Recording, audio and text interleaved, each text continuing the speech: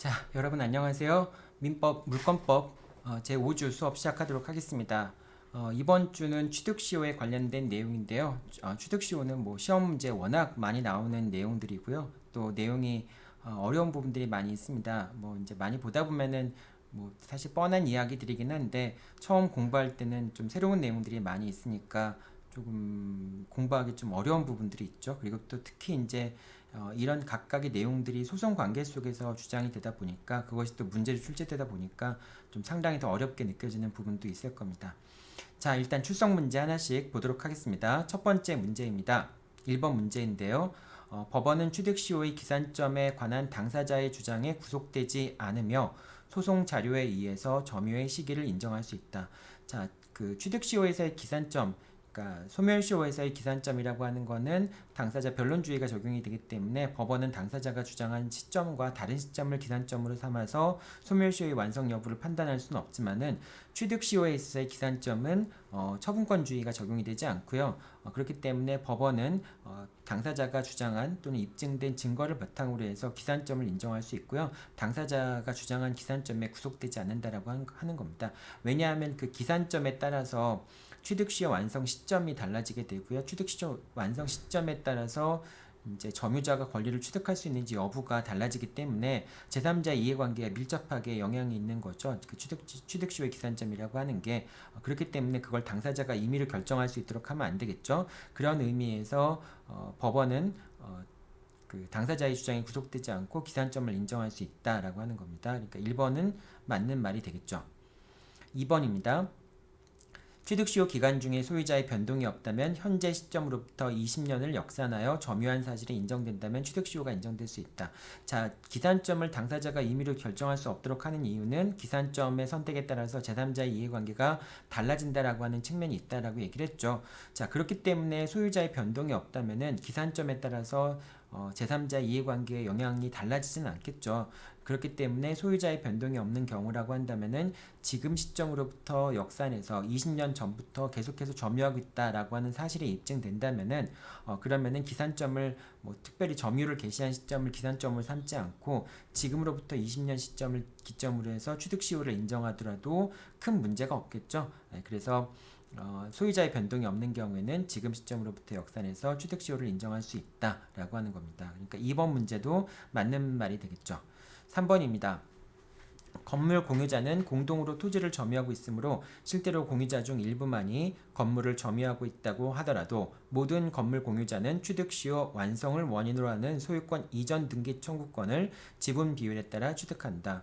자, 건물 소유자는 토지를 점유하고 있는 것이죠. 따라서 건물 공유자는 토지의 공동 점유자가 됩니다.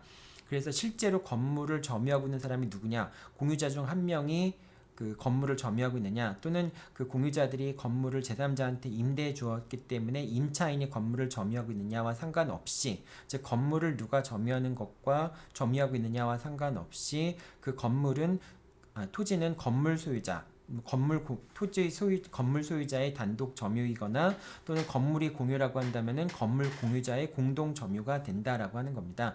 따라서 건물 공유자가 일정 시간 동안 토지를 점유하고 있다면은 모든 공유자들은 취득시효 완성을 주장할 수 있고요. 따라서 각 그 건물 공유자들은 자신의 건물의 공유 지분에 따라서 토지에 대한 소유권 이전 등기 청구권을 취득하게 됩니다. 그러니까 3번도 역시 맞는 말이 되겠네요. 자, 4번입니다. 취득시효가 완성된 후에 점유를 승계한 점유자는 취득시효 완성을 이유로 소유자에게 소유권의 이전 등기를 청구할 수 있다. 자, 여기서 여러분들 지난 시간에 점유를 공부할 때 점유의 승계 부분을 얘기할 때 점유자는 전 점유자의 점유기간까지 합산해서 점유의 승계를 주장할 수 있다라고 얘기를 했잖아요. 합산해서 자기가 점유한 것으로 주장할 수 있다라고 얘기를 했는데 그 경우에 전 점유자의 점유의 효과까지 승계하는 건 아니다라는 얘기를 했었죠. 따라서 전 점유자가 점유하고 있는 동안에 취득시효가 완성이 되었다면은 그 점유를 승계한다고 해서 그 취득시효 완성의 효과까지 점유를 승계한 자가 승계하게 되는 건 아닙니다. 따라서 일단 전 점유자가 점유하는 기간 동안에 취득시효가 완성이 됐다라고 한다면은 그 취득시효 완성을 나중에 점유를 승계한 사람이 대위 행사할 수 있지만은 직접 자신의 취득시효가 완성됐음을 이유로 해서 자신에게 직접 소유권 이전 등기를 해달라라고 청구할 수 있는 것은 아닙니다. 따라서 4번 지문은 틀린 거라고 볼 수 있겠죠. 자, 그 다음 5번입니다.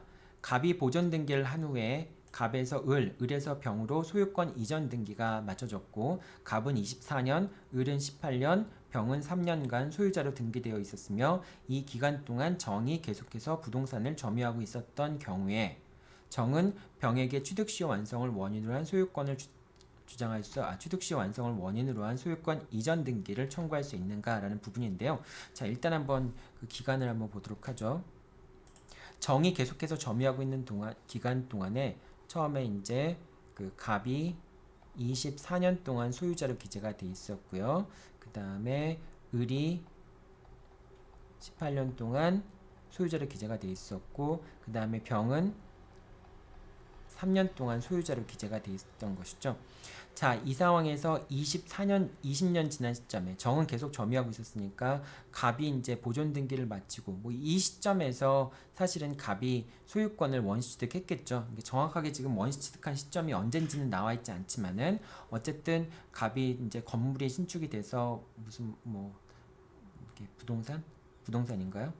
부동산이라고 표시되어 있으니까 보존 등기를 한 거니까 뭐 일단은 건물이라고 칩시다. 그래서 20년 기간이 경과하면은 이쯤에서 정은 취득시효 완성을 갑한테 주장할 수 있었겠죠.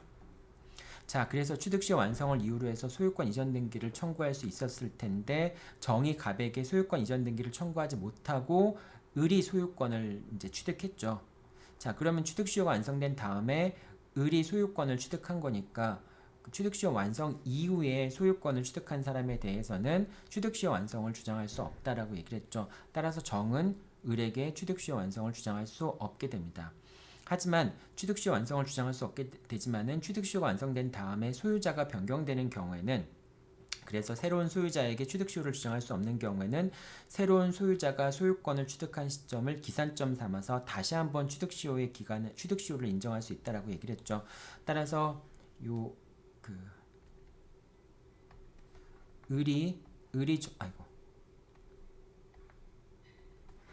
을이 점유율을 개시한 동안에 요 기간 동안에 을이 이제 소유권을 취득한 기간부터 다시 한번 기산해서 취득시효를 주장할 수도 있겠죠. 근데 지금 을이 18년 동안 소유자로 기재가 돼 있었는데 그 뒤에 병이 다시 또 3년 동안 소유자로 기재가 돼 있잖아요. 근데 취득시효 기간 중에는 소유자가 바뀌더라도 취득시효 완성 당시에 소유자한테 취득시효를 주장할 수 있겠죠. 따라서 을이 바뀐 시점, 을이 소유자가 된 시점, 요 시점을 기산 지점으로 해서 다시 20년 기간, 20년이 경과한 이 시점, 요 시점이 이제 20년이 경과한 시점이 되겠죠. 이 시점에 소유자에게 취득시효 완성을 주장할 수 있겠죠. 그래서 이제 18년에다가 2년 더 지나야 되니까 요 20년이 지난 시점, 그러니까 병이 소유자가 된 시점으로부터 2년 된 시점에 취득시효가 완성이 된 것으로 볼 수 있겠죠. 따라서 그 시점에 취득시효 완성됐으니까 병은 정에게 취득시효 완성을 원인으로 한 소유권 이전 등기를 청구할 수 있겠죠. 자, 좀 뭐 객관식 지문 하나를 푸는데 이렇게까지 풀어야 되냐라고 생각할 수 있겠지만 여러분들이 딱 보면은 많이 연습이 되면은 이제 많이 나오는 문제이기 때문에 나중에는 이제 여러분들이 자연스럽게 답이 나옵니다. 지금은 아직 이제 취득시효를 처음 공부하는 경우에는 이렇게까지 지문 하나를 위해서 이렇게 문제를 풀어야 되는지 좀 이제 당황스러울 수도 있겠죠. 자, 5번은 그래서 정은 병에게 취득시효 완성을 주장할 수 있다라고 되어 있으니까 맞는 말이 됩니다. 자, 그 다음에 6번입니다. 취득시효가 완성된 후에 부동산을 매수한 매수인의 처분금지 가처분이 이루어졌고요. 취득시효가 완성된 후에 부동산을 매수했습니다. 그래서 소유권을 이전 등기를 해버리면은 더 이상 그 소유자한테 취득시효 완성을 주장할 수 없게 되겠죠. 근데 그 후에 저무자가 취득시효 완성을 이유로 소유권 이전 등기를 했습니다. 그러니까 매수인이 소유권 이전 등기를 하기 전에 취득시효 완성이 된 것을 이유로 해서 점유자가 소유권 이전 등기를 마쳤으니까 점유자가 소유권을 취득하게 되겠죠.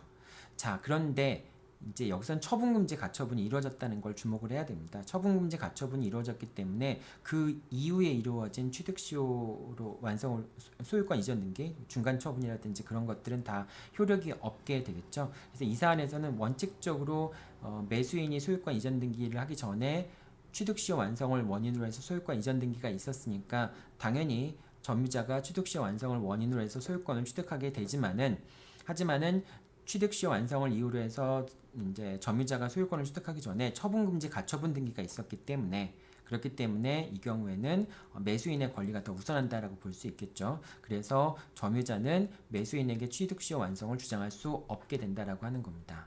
6번 같은 경우에는 이제 그 처분금지 가처분이 먼저 이루어졌으니까 결과적으로 취득시 완성을 한 점유자보다 더 매수인이 더 우선하게 되는 그런 상황이 되는 겁니다. 맞는 말이 되고요. 7번입니다. 취득시효가 완성되기 전에 매매 예약이 체결되었고 이제 가등기 장래의 소유권 이전 등기 청구권을 보존하기 위해서 가등기가 맞춰진 경우에 그러니까 취득시효가 완성되기 전에 가등기가 맞춰진 경우입니다. 취득시효 완성을 원인으로 점유자가 소유권 이전 등기를 마쳤다면 그럼 이제 점유자가 소유권을 취득하게 되겠죠. 근데 취득시효 완성으로 인한 소유권 취득은 점유를 개시한 시점으로 소급을 하게 됩니다. 즉 점유를 개시한 시점부터 마치 점유자가 소유자인 것처럼 취급이 되는 거예요. 그렇기 때문에 점유자가 소유권 이전 등기를 마쳤다면은 그 전에 이루어진 가등기는 당연히 다 무효가 된다라고 볼 수밖에 없겠죠. 왜냐하면 소유자가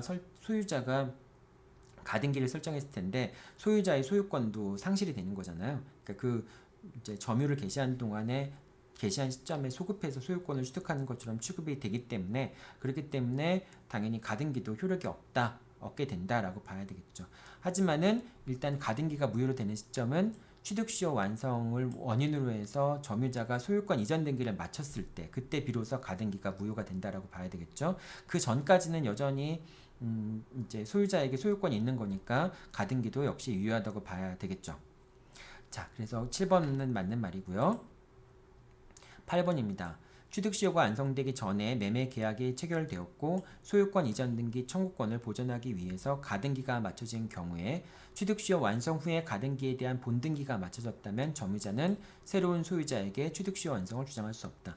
자, 가등기에 기초한 본등기가 이루어졌는데 그 본등기가 취득시효 완성 후에 이루어졌다면 소유권 변동의 효력은 본등기 시점에 있는 것이죠. 여러분 가등기에 대한 본등기는 가등기 시점으로 순위가 소급하긴 하지만은 물권 변동의 효력은 본등기 시점에 있다라고 얘기를 하는 거죠. 자, 그렇기 때문에 취득시 완성된 후에 본등기가 맞춰졌다라고 한다면은 본등기 시점에 처분행위가 이루어진 것으로 볼 수 있겠죠. 그러니까 취득시 완성 후에 소유권을 취득한 자에 대해서는 점유자가 더 이상 취득시 완성의 효과를 주장할 수 없잖아요. 이제 그러니까 당연히 본등기가 맞춰졌다면 점유자는 본등기를 한 이제 매수인에게 소유자에게 취득시 완성을 주장할 수 없게 됩니다. 그러니까 이거는 비록 가등기가 취득시 완성 전에 설정됐다 할지라도 본등기 시점이 물권 변동 효력 발생하는 시점이니까 이제 그 취득시 완성 후에 처분행위가 있었던 것과 마찬가지로 취급이 되는 것이 되겠죠. 자, 그래서 8번은 맞는 말이 되고요.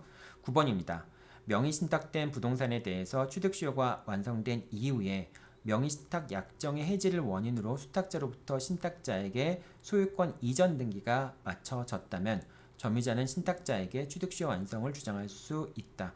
자, 명의신탁 같은 경우에는 명의신탁이 유효한 경우에는 명의신탁자로부터 수탁자에게 소유권이 넘어가게 됩니다. 대외적으로는. 그래서 수탁자만이 대외적으로 소유자로 인정이 돼요. 그리고 수탁자만이 대외적으로 물권조 청구권을 행사할 수 있게 됩니다. 따라서 명의신탁 계약이 해지가 되는 바람에 다시 소유권이 명의신탁자한테 온다라고 한다면은 대외적으로는 수탁자로부터 신탁자에게 소유권이 이전된 것이나 마찬가지가 됩니다. 따라서 취득시효가 완성된 다음에 이제 그 처분행위가 있었다, 소유자의 변동이 있었다라고 한다면은 새로운 소유자에게 취득시효 완성을 주장할 수 없잖아요. 그러니까 당연히 명의신탁자에게도 취득시효 완성을 주장할 수 없게 됩니다. 근데 여기선 있다고 얘기했으니까 9번은 틀린 문장이 되겠네요. 자, 10번입니다.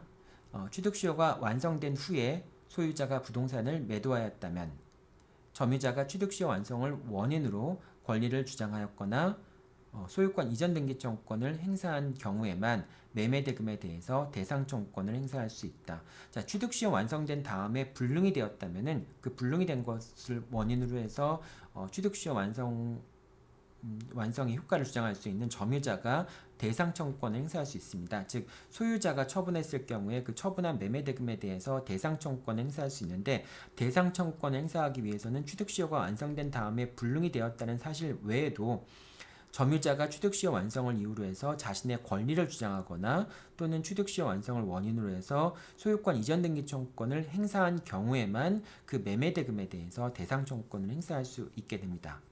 그러니까 10번 문장은 맞는 말이 되겠죠. 자, 그 다음 11번 문장입니다. 취득시효 완성 후에 소유자가 부동산을 매도하였지만 그 매매 계약이 무효인 경우에 점유자는 매수인에게 취득시효 완성을 원인으로 하여 진정한 등기 명의 회복을 원인으로 하는 소유권 이전 등기를 청구할 수 있다라고 했는데요. 요거는 여러분들 지난번에 이제 등기의 유효권 중에서 실체관계와 일치하는 것과 관련해서 진정한 등기 명의 회복을 원인으로 한 소유권 이전 등기를 여러분들 같이 공부했었죠. 그때 뭐라고 얘기했어요? 진정한 등기 명의 회복을 원인으로 한 소유권 이전 등기라는 말이 나오면 무조건 뭘로 바꾸라고 그랬어요? 말소 등기로 바꾸라고 그랬죠. 말소 등기로 바꾸라고 얘기했으니까 결국 이 문제는 그 점유자가 매수인에게 취득시효 완성을 이유로 해서 말소 등기를 청구할 수 있냐라고 하는 것과 동일한 문제가 됩니다. 즉 그러니까 이제 갑이 소유자이고요. 그 다음에 을이 점유자입니다. 근데 이제 취득시효가 완성된 후에 을이 병에게 이제 그 목적물을 매도를 했어요. 이제 X에 대해서 X를 갑이 병에게 매도를 한 겁니다.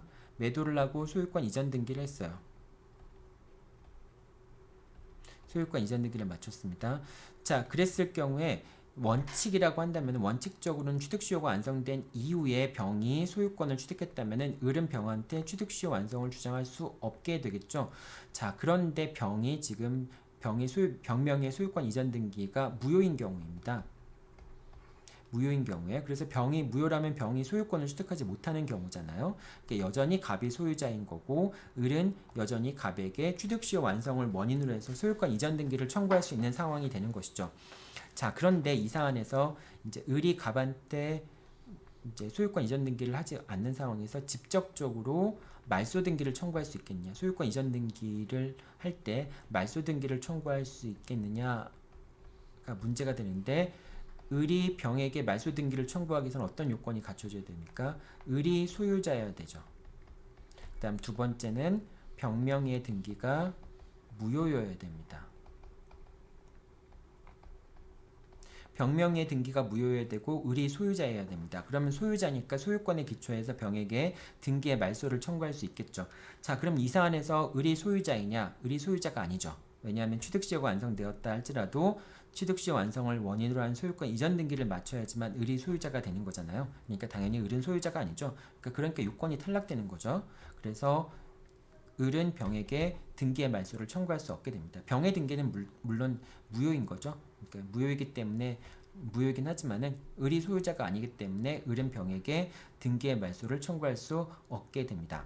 다만 이제 을은 취득시효 완성을 원인으로 해서 갑에게 소유권 이전 등기를 청구할 수 있고 갑은 소유자로서 병에게 무효인 등기의 말소를 청구할 수 있죠. 그래서 을은 갑에 대한 취득시효 완성을 원인으로 한 소유권 이전 등기를 피보전 권리로 해서 피보전 권리로 해서 그 다음에 갑의 병에 대한 소유권에 기초한 말소 등기 청구권을 피대위 권리로 해서 채권자 대위권을 행사할 수 있겠죠. 하지만 직접적으로 말소 등기를 청구할 수는 없습니다.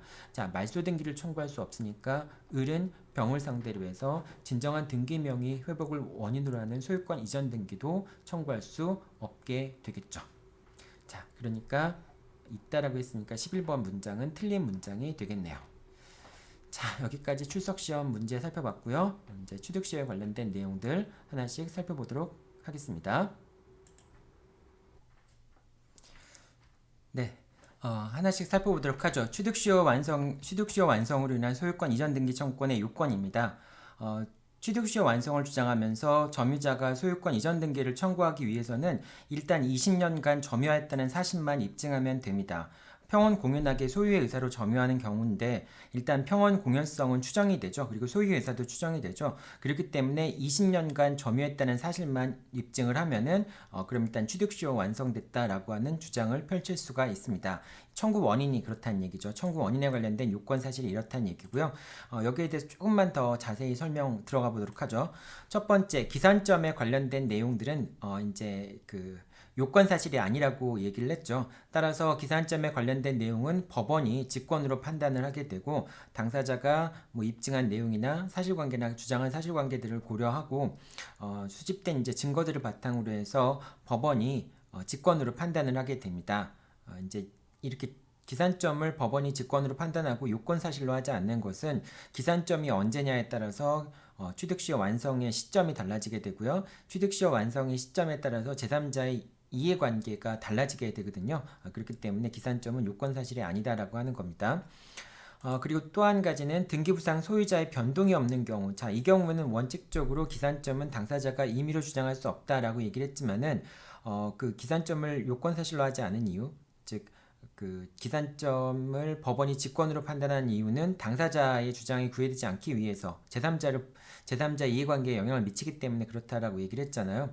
그런데 만약에 이제 소유자의 변동이 없다면은 취득시효 시점이 언젠가에 따라 어느 시점인가에 따라서 제3자한테 영향을 주지 않겠죠. 그렇기 때문에 등기부상 소유자의 변동이 없는 경우에는 그런 경우에는 현 시점으로부터 역산해서 20년간 점유했던 사실이 인정이 된다면은 그럼 취득시효가 인정이 됩니다. 그래서 이제 그 기산점 같은 경우가 처음에 점유를 개시한 시점을 기산점으로 삼지 않아도 되는 거죠. 이제 점유가 승계된 경우도 마찬가지예요. 그러니까 점유가 승계되더라도 어쨌든 현 시점으로부터 소급해서 20년간 이제 소유자의 변동이 없다고 한다면은 그러면은 점유가 승계된 경우에도 취득시효의 완성을 주장할 수 있게 됩니다. 이제 이게 이런 의미가 있을 수 있어요. 이제 점유를 하는데 갑이 점유를 하고요. 갑이 점유를 하고 을이 점유를 합니다. 근데 이제 소유자는 병이에요. 병이 소유자인데 소유자의 변동이 없다라고 한다면은 지금 현재 시점에서 소급해서 20년 전 시점에 점유하고 있었다. 20년간 점유를 했다라는 점을 주장을 하면서 을이 취득시효의 완성을 주장할 수 있겠죠. 근데 이게 이제 어떤 경우에 의미를 갖냐면은 만약에 갑이 점유한 기간이 이 기간이 뭐 예를 들면 23년이다. 이렇게 한번 생각해 보세요. 자, 그러면은 그리고 을이 점유하는 기간은 23년이 아니라 뭐 예를 들면 7년이다. 이렇게 한번 생각해 볼게요. 자, 그러면은 을은 자신의 점유만 가지고는 취득시효 완성을 주장할 수 없겠죠. 그러면은 이제 전 점유자의 점유까지 승계를 받아서 취득시효를 주장하는 것도 생각해 볼 수 있는데 이미 갑이 점유하고 있는 기간 동안에는 20년 되는 시점에서 갑의 취득시효가 완성이 된 거죠. 따라서 을이 전 점유자의 점유를 승계할 수는 있지만은 취득시효가 완성된 효과까지 승계되는 건 아니기 때문에 을은 자신의 취득시효를 주장할 수 없게 돼요. 비록 30년 승계까지 하면 30년까지 점유가 되더라도 이미 갑이 점유하고 있는 기간 동안에 취득시효가 완성이 되었기 때문에 을은 자신의 취득시효를 주장할 수 없게 됩니다. 자, 이렇게 되는데 근데 이제 만약에 이제 현재 시점으로부터 역산해서 20년간 점유한 사실이 인정되면 취득시효가 인정된다라고 하는 경우에는 지금 이 7년 이제 을이 점유한 기간 7년 그 다음에 갑이 점유한 기간 13년 그러니까 이 기간이 13년이 되겠죠. 14년 플러스 을이 점유한 기간 7년 이렇게 하면 20년이 되잖아요. 이 시점으로부터 역산해서 20년간 점유했다는 사실이 인정되면 되니까 그래서 을이 자신의 취득시효가 완성되었음을 주장할 수 있다라고 하는 겁니다. 그러니까 이게 그 기산점이 언제냐에 따라서 이제 그 을이 직접 취득시효 완성을 주장할 수 있느냐 또는 전 점유자의 취득시효로 인한 소유권 이전 등기 청구권을 대위행사할 수 있느냐 뭐 그런 차이점이 있긴 있는데 이건 제3자한테 직접 영향을 주는 건 아니죠. 자, 이런 경우기 때문에 이제 전 점유자의 취득시효가 완성된 상태에서 점유를 승계한 경우에는 이제 부동산 점유 이제 목적 부동산의 소유자의 변동이 없는 경우에는 현 시점으로부터 소급해서 20년간 점유한 사실이 인정이 된다면은 취득시효를 주장할 수 있다라고 하는 점에서 이제 의미가 있을 수 있습니다. 그래서 원칙적으로 기산점은 당사자들이 임의로 주장할 수 없지만은 소유자의 변동이 없는 경우에는 이제 현 시점으로부터 역산해서 20년간 점유한 사실이 인정되면 취득시효를 주장할 수 있다라고 하는 점입니다. 그거에 대한 설명입니다. 자, 그 다음에 이제 전 점유자의 점유도 함께 주장할 수 있고요. 전 점유자의 점유도 함께 주장하게 되는 경우에는 뭐 하자도 당연히 승계하게 되고요. 상속으로 인한 점유 승계의 경우에는 그런 경우에는 점유의 분리를 주장할 수 없다라고 했죠. 그리고 당연히 상속인으로 인한 점유가 승계된 경우에는 전 점유자의 하자도, 그러니까 피상속인의 하자도 그대로 승계하게 됩니다. 그리고 이 경우에는 상속인이 자신만의 점유를 주장할 수 없는 거죠. 그래서 새로운 권한에 의해서 점유를 개시하지 않는 경우라고 한다면은 상속인이 자신의 점유를 주장할 수 없습니다. 그냥 계속 피상속인의 점유와 함께 태양도 같이 승계받아서 주장할 수밖에 없는 거죠. 자, 여기까지가 이제 20년의 기산점에 관련, 20년의 점유에 관련된 요건 사실인데, 이런 정도만 여러분들이 수정해서 이제 고려해가지고 요건 사실을 이해하면 됩니다.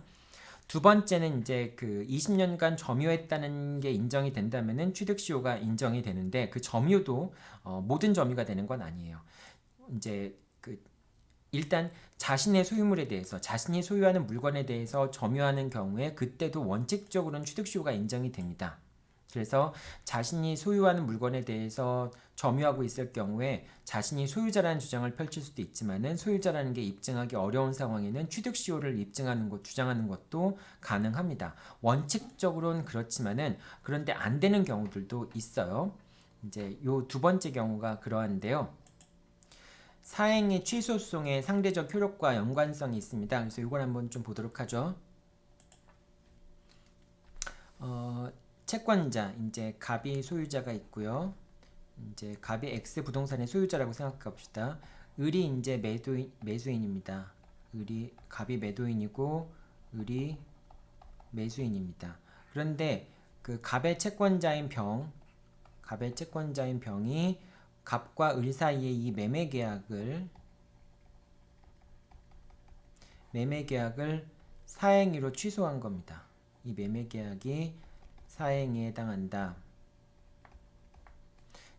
해당한다라고 취소한 겁니다. 그러면 이제 그 병이 사행위 취소 채권자가 되고 얘가 채무자가 되고 을이 수익자가 되겠죠. 그래서 병은 수익자를 상대로 해서 사행위 취소송을 제기합니다. 그래서 갑과 을 사이에 매매 계약을 취소하고 을 명의의 등기를 말소하라.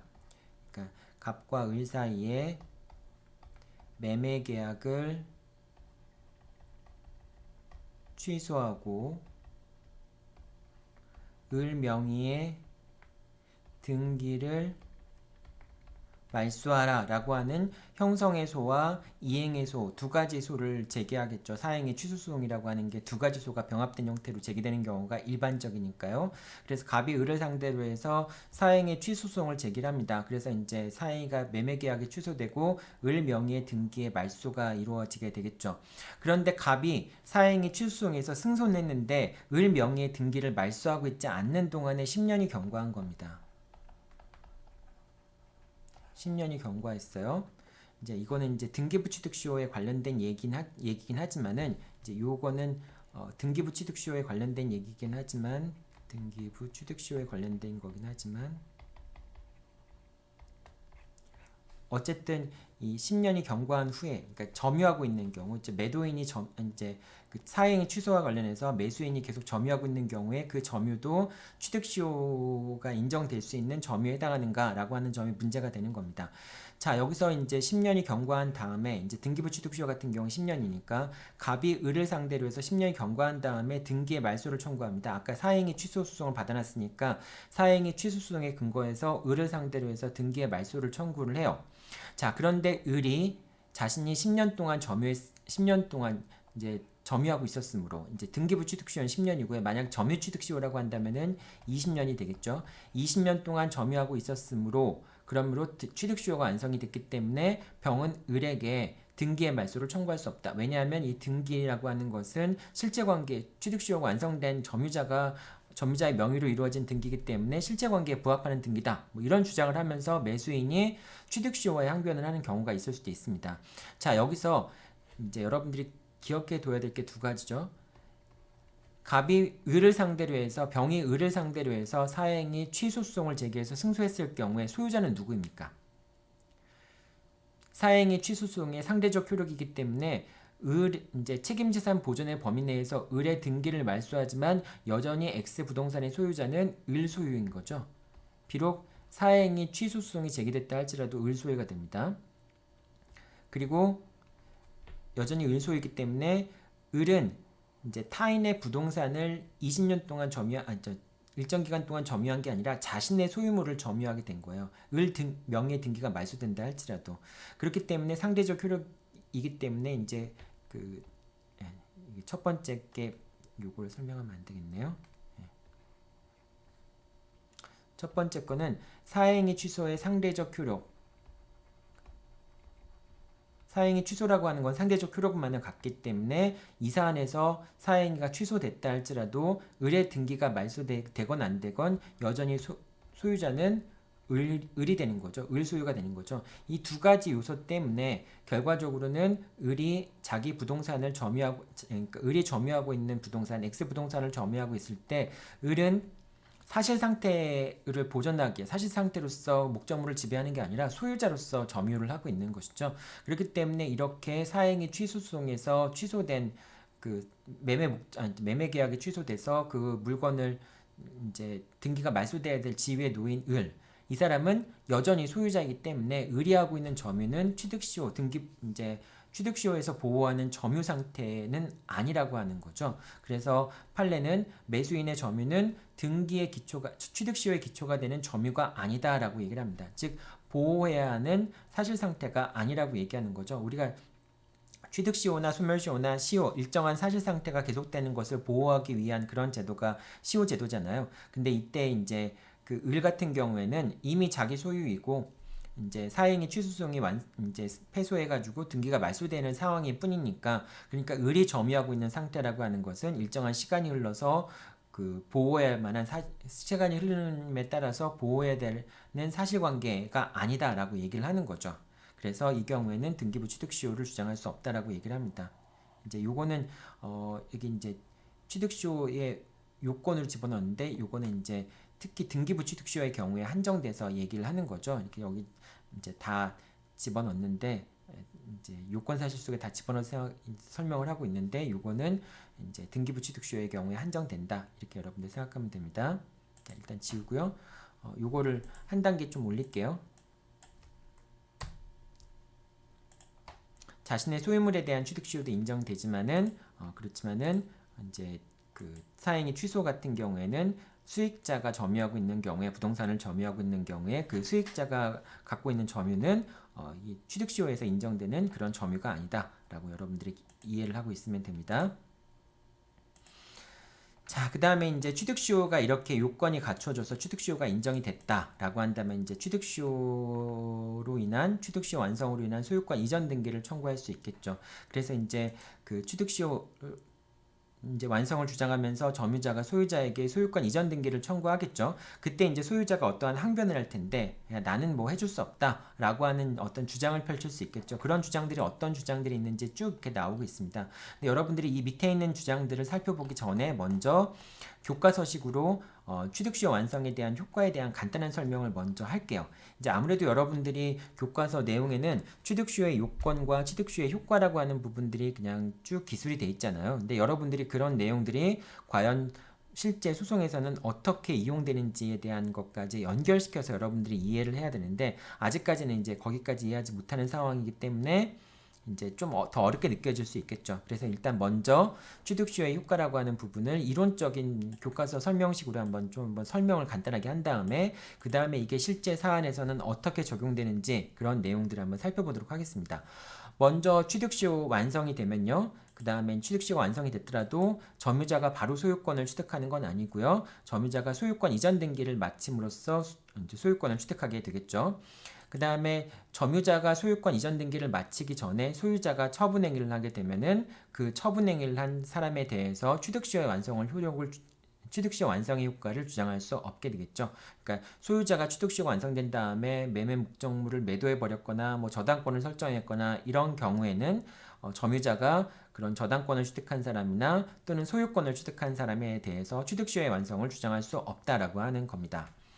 그리고 소유권 이전 등기를 하게 되면, 그러니까 취득시 완성을 주장하는 점유자가 소유권 이전 등기를 하게 되면 당연히 소유권을 취득하게 되고, 소유권을 취득하게 되는 시점은 소유권 이전 등기를 한 시점이 아니라 처음에 점유를 개시한 시점부터 소급해서 소유자로 취득됩니다. 그렇기 때문에 취득시효 기간 중에 설정돼 있던 원래 소유자가 설정했던 저당권이나 가등기나 이런 등기들은 말소가 돼야 합니다. 왜냐하면 소유자가 소유권이 없었던 것처럼, 그러니까 점유자가 소급해서 소유권을 취득하기 때문에 그 얘기는 소유자도 소급해서 소유권이 없는 것처럼 취급된다. 이렇게 이해를 할 수 있겠죠. 자, 말소가 돼야 되고요. 그 다음 네 번째, 취득시효가 완성된 후에 점유를 계속하면 소유권 이전 등기 청구권은 소멸시효에 걸리지 않습니다. 그러니까 취득시효가 완성된 다음에도 이제 점유자가 계속해서 점유하고 있는 동안에는 그 이제 취득시효에 관한 취득시효 완성으로 인한 소유권 이전 등기 청구권이 소멸시효에 걸리지 않습니다. 하지만은 점유를 상실하게 되면 이 소유권 이전 등기 청구권도 10년의 소멸시효에 걸리게 됩니다. 그리고 이제 이 권리를 제3자한테 넘겼다라고 했을 때 거기까지는 어떻게 되는지에 대한 얘기는 나오지 않았는데, 매매 계약 같은 경우에는 뭐 권리를 제3자한테 넘겼을 경우에는 뭐 소멸시효에 걸리지 않는다 이렇게 얘기하기도 하죠. 근데 여기서는 어쨌든 여러분들이 여기까지만 기억해 두면 됩니다. 취득시효 같은 경우에는 점유자가 계속해서 점유를 하고 있는 동안에는 취득시효 완성으로 인한 소유권 이전 등기 청구권이 소멸시효가 진행되지 않는다 이렇게 생각하면 됩니다. 자, 그 다음에 이제 그 소유자가 취득시효가 완성됐다는 사실을 알면서도 처분행위를 하게 되면 불법행위가 성립이 됩니다. 그래서 이제 불법행위로 인한 손해배상을 청구할 수 있게 되고요. 다만 전보배상은 청구할 수 없다라고 얘기를 합니다. 이 이제 그 채권 채무 관계, 계약 관계가 성립하는 게 아니기 때문에 전보배상을 청구할 수 있는 건 아니라고 합니다. 왜냐하면 전보배상 같은 경우에는 소유자가 알면서 했는지 여부와 상관없이 청구할 수 있는 거잖아요. 그러니까 채무자의 악의와 선의와 상관없이, 그러니까 채무 불이행 같은 경우에는 채무의 불이행이 있으면 무조건 이제 채무자가 책임을 지고, 다만 채무자가 고의과실 없음을 입증해야 되는데, 이제 그런 입증 책임의 전환 문제를 여기서 인정하지 않겠다라고 하는 취지랑 마찬가지예요. 그래서 일단은 취득시효 완성으로 인한 소유권 이전 등기 청구권이 이제 불능이 되더라도 전보배상을 청구할 수 없습니다. 불법행위로 인한 손해배상만 청구할 수 있어요. 그리고 또 한 가지, 취득시효 완성에 따른 권리를 주장하기 전에 이제 권리를 주장한 경우 또는 그 소유권 이전 등기를 청구하는 그런 경우에 한해서는 만약에 소유권 이전 등기 의무가 제3자에 대한 처분 행위로 인해서 불능이 된다라고 하는 경우에 대상 청구권을 행사할 수 있게 됩니다. 자, 그 다음에 취득시효가 완성된 후에는 전 점유자의 점유를 승계하더라도 자신의 취득시효를 주장할 수 없게 됩니다. 그러니까 전 점유자의 점유를 승계하는 경우에 전 점유자의 점유기간 동안에 취득시효가 완성이 되었다라고 한다면은, 그럼 전 점유자의 점유를 승계해도 직접 자신의 취득시효를 주장할 수는 없다라고 하는 겁니다. 이 경우에는 전 점유자가 갖고 있는 소유권 이전 등기 청구권을 내가 그 보전 권리가 있다면 그걸 피보전 권리를 바탕으로 채권자 대위권을 행사할 수밖에 없게 됩니다. 자, 그 다음에 이제 취득시효 완성 후에 소유자가 변경된 경우에는, 그런 경우에는 소유자가 변경된 시점을 기산점을 삼아서 삼아서 그 이후에 20년이 경과하게 되면은 새로운 취득시효를 주장할 수 있게 됩니다. 이제 첫 번째, 취득시효가 완성이 됐는데 소유자가 처분을 하는 바람에 제3자한테 이제 소유권이 귀속되는 바람에 더 이상 점유자가 제3자한테 취득시효를 주장할 수 없는 경우라고 할지라도, 제3자가 소유권을 취득한 시점을 새로운 기산점으로 삼아서 다시 또 20년간을 점유하고 있다면은 또 다른, 그러니까 소유권을 취득한 그 새로운 소유자에 대해서 취득시효 완성을 주장할 수 있다라고 하는 겁니다. 이게 이제 취득시효 완성에 관한 효과에 관련된 개략적인 내용들입니다. 자, 이걸 바탕으로 해서 여러분들이 이제 어떻게 이게 소송 관계에서 이게 사례 문제에서 활용이 되는가, 이제 그걸 여러분들이 살펴봐야 되겠죠. 자, 첫 번째, 이제 점유자가 이런 취득시효의 요건 사실을 입증해서, 즉 20년간 점유하였다는 사실을 입증해서, 이제 요건 사실과 관련해서는 어떤 점유가 되냐 안 되냐 이런 여러 가지 문제점들이, 이제 논란들이 있다라고 얘기를 했죠. 이런 것들도 하나하나 그 사례 문제에서의 쟁점이 될 수 있겠죠. 자, 어쨌든 이런 요건 사실들이 갖추어졌기 때문에 이제 점유자가 소유자에게 소유권 이전 등기 청구권을 행사할 수 있는 요건이 갖추어졌다라고 했을 경우에, 즉 이제 점유자가 점유자가 소유자 을에게 소유권 이전 등기를 청구할 수 있는 요건을 갖추고 있는 경우에 소유자 을이 어떠한 항변을 할 수 있는가? 나 너한테 뭐 당연히 소유권 이전 등기 해주면 분쟁이 안 생기겠죠. 근데 너한테 소유권 이전 등기 해줄 수 없어 라고 하는 항변들이 어떤 항변들이 있는가를 한번 살펴보겠습니다. 자, 첫 번째 항변은 가장 이제 많이 나오는 항변인데요. 타주 점유의 항변입니다. 이제 점유를 하고 있으면은 자주 점유로 추정이 되잖아요. 그 추정된 것을 뒤집기 위해서 피고가 이제 그 상대방, 그러니까 소유자가 되겠죠. 그다음 이제 취득시 완성을 원인으로 한 소유권 이전 등기를 청구하는 사람이 원고라고 한다면은 소유자가 피고가 되겠죠.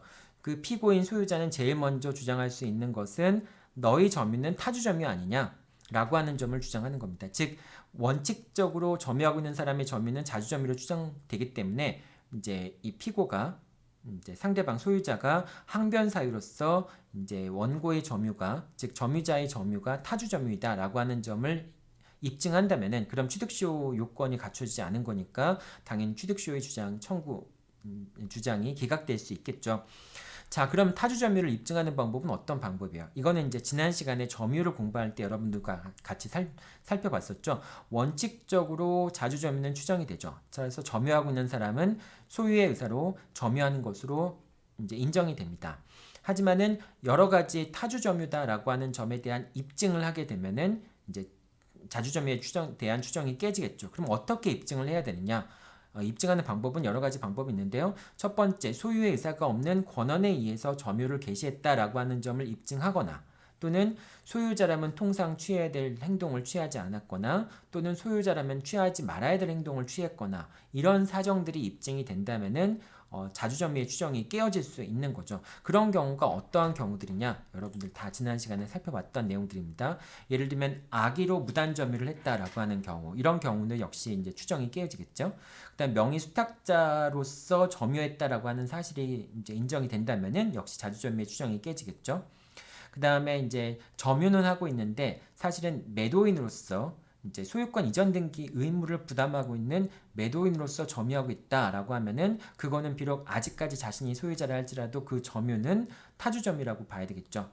그 다음에 매매 계약이 무효임을 알고 점유를 개시한 경우, 매수인으로서 점유를 개시한 경우, 이런 경우에 또 역시 자주 점유의 추정이 깨진다라고 얘기를 하죠. 다만 매매 계약을 체결할 때는 이 무효임을 몰랐는데 나중에 사후적으로 무효임을 알게 된 경우에는 그런 경우에는 자주 점유의 추정이 깨지지 않는다라고 얘기를 하죠. 그리고 등기 원인 등이 입증이 되지 않더라도, 그러니까 등기 원인에 대한 것이 입증이 되지 않더라도 자주점유에 대한 추정은 깨지지 않는다라고 하는 얘기도 했었죠. 자, 이렇게 이제 그 피고와 원고 사이에는 이게 타주점유였냐 아니었냐라고 하는 공방이 이어지게 되는데요. 그 공방을 제일 먼저 펼치는 사람은 당연히 피고 쪽인 거죠. 왜냐하면 자주점유는 추정이 되기 때문에 자주점유가 추정이 되지 않는다라고 하는 점을 피고가 입증해야 되는 것이 되겠죠. 그리고 만약에 이제 피고가 자주점유라고 하는 주장을 했다 할지라도 이제 그 여러분들 헷갈리기 쉬운데요. 갑이 점유자이고요. 그 다음에 이제 을이 소유자예요. 얘가 갑이 을한테 취득시효 완성을 원인으로 한 소유권 이전 등기를 청구하니까 을이 갑을 상대로 해서 타주점유 아니냐, 타주점유 아니냐 이렇게 이제 주장을 하는 경우가 있을 수 있습니다. 그러면 이제 아까 이런 것처럼 이런 뭐 점유의 권한이라든지 혹은 통상적인 점유자의 행태 같은 걸 입증을 해서 자주점유의 추정이 깨어졌다라고 을이 주장할 수 있겠죠. 여기에 대해서 갑이 다시 또 재항변을 할 수 있어요.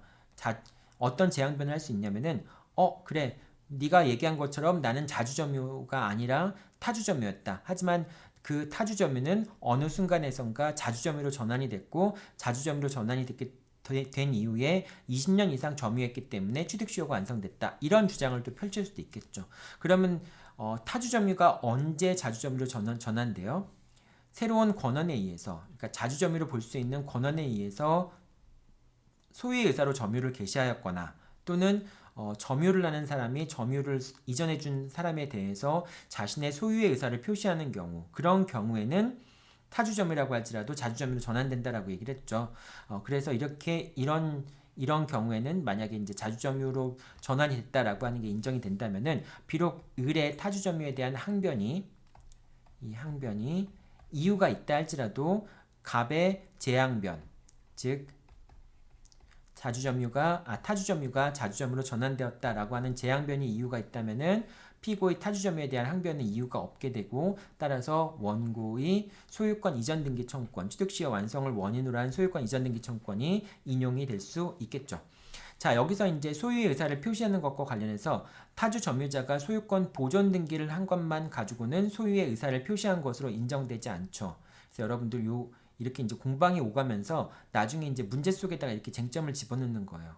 그러면은 과연 타주 점유자가 소유의 이제 소유권 이전 등기를 했거나 소유권 보전 등기를 하면은 그건 자주점유로 변경된 것인가? 라는 쟁점을 이제 재항변 속에다 집어넣는 겁니다. 그럼 그것만 가지고는 소유의 의사를 표시한 걸로 볼 수 없으니까 타주점유가 자주점유로 변경됐다라고 볼 수 없겠죠. 그러면은 이제 피고의 타주점유 항변이 이유가 있게 되는 거고요. 타주점유 항변이 이유가 있게 되면 결국은 갑의 소유권 이전 등기 청구권, 취득 시효 완성의 효과의 주장은 깨질 수밖에 없게 되는 거죠. 자, 이런 식으로 이제 쟁점들을 문제 속에다 심어놓고 여러분들이 그 쟁점을 찾아서 문제를 풀어가게 되는 겁니다.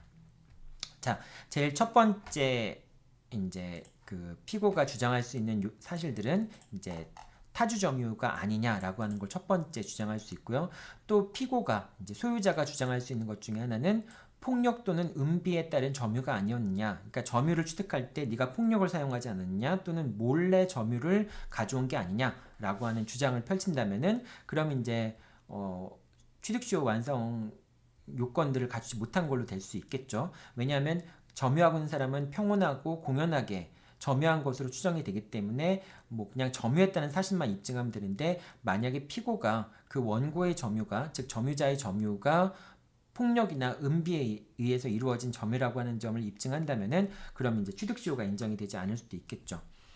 자, 다만 여기서 이제 여러분들이 기억해 둬야 될 것 또 한 가지가 이제 진정한 소유자가 소유권이 있음을 주장했거나 뭐 소유권에 대한 뭐 소유물 반환 청구권이라든지 등기 말소 청구권 같은 그런 권리를 행사해서 권리에 관한 분쟁이 있다고 했을 때 그런 분쟁이 있다는 것만 가지고는 평온 공연성이 깨지지 않는다라고 얘기하는 겁니다. 소송을 제기한 것 자체가, 소송을 제기해서 상대방이 거기에 반박하는 것 자체가 그게 폭력을 쓴 건 아니잖아요. 그다음 몰래 점유를 하게 된 건 아니잖아요. 그렇기 때문에 소유자가 토지에 대해서 반환 청구권이나 자신의 권리를 주장한 것만 가지고는 그 점유자의 점유의 평온 공연성이 깨지는 건 아니다라고 하는 겁니다. 그래서 이것도 여러분들 이제 뭐 이렇게 만약에 문제 중에 만약에 쟁점이 들어간다면 이렇게 들어갈 수 있겠죠. 아까도 계속 얘기하지만 갑이 점유자, 을이 소유자라고 한다면은 갑이 을에게 취득시효 완성을 이유로 해서 소유권 이전 등기를 청구하고요. 여기에 대해서 이제 을이 갑에 대해서 너 점유는 평온 공연한 점유가 아니다라고 주장하겠죠. 평온성과 공연성이 없다라고 주장을 하겠죠. 그 이유는 무엇이냐? 내가 평온 공연성이 깨어진다. 깨어졌다라고 얘기를 하겠죠. 그러니까 내가 너한테 예전에 소유권 이전 등기를 그러니까 소유물 반환 청구를 한 적이 있지 않느냐, 목적물의 인도, 이제 반환 청구를 한 적이 있지 않느냐, 그런 반환 청구를 한 적이 있었기 때문에 당신의 점유는 평온 공연한 점유가 아니다라고 이제 을이 항변을 하는 거죠. 근데 이러한 항변 때문에 갑의 점유에 대한 평온성과 공연성의 추정이 깨어지지 않는 거죠. 그럼 결과적으로는 갑의 항변이 이유가 없게 되는 거고요. 을의 항변이 이유가 없게 되는 거고, 을의 항변이 이유가 없게 되면 갑의 청구가 이유가 있게 되는 거죠. 요건 사실을 갖춘 경우에는. 그렇기 때문에 갑의 을에 대한 취득시효 완성으로 인한 소유권 이전 등기 청구권이 인용이 될 수가 있겠죠. 자, 이제 이런 식으로 이제 진행이 된다라고 하는 거죠. 그러니까 여러분들이 요 하나의 문장, 이제 폭력 또는 은비의 점유 같은 항변을 할 수 있다라고 하는 것이 실제 소송 관계에서는 어떻게 활용되는지에 대한 것들을 머릿속에 좀 그려볼 필요가 있습니다. 그래서 나중에 이게 이제 사례 문제로 출제가 되었을 경우에 여러분들이 교과서에 나와 있는 내용들을 그 사례 문제 속에 녹여내서 풀 수가 있게 되는 겁니다. 자, 그다음 또 한 가지 이제 그 피고의 항변 사유, 점유가 중단된 적이 있다. 그러니까 점유가 중단된 적이 있다라고 하는 것은 20년 동안 계속 점유를 하고 있어야 되는데 그 20년 동안 계속 점유를 한 것이 아니다라고 이제 주장을 하는 겁니다. 근데 점유라고 하는 것은 처음 A란 시점과 B란 시점에서 점유하고 있다는 사실이 입증이 되면은 그 A 시점과 B 시점 중간에서도 계속 점유하고 있는 것으로 추정이 돼야 됩니다. 따라서 예전에 점유를 이제 개시를 했고 지금도 점유하고 있다는 점이 입증을 한다면은 그 중간에는 계속해서 점유하고 있다라고 하는 점이 추정이 돼요. 그러니까 그 점유가 중단되었다라고 하는 점도 역시 피고가 입증을 해야 되는 겁니다. 그렇기 때문에 이제 이 점유의 계속 중단도 역시 추정이 되기 때문에 피고가 점유가 중단된 점이 있다라고 하는 것을 입증을 해야 되겠죠.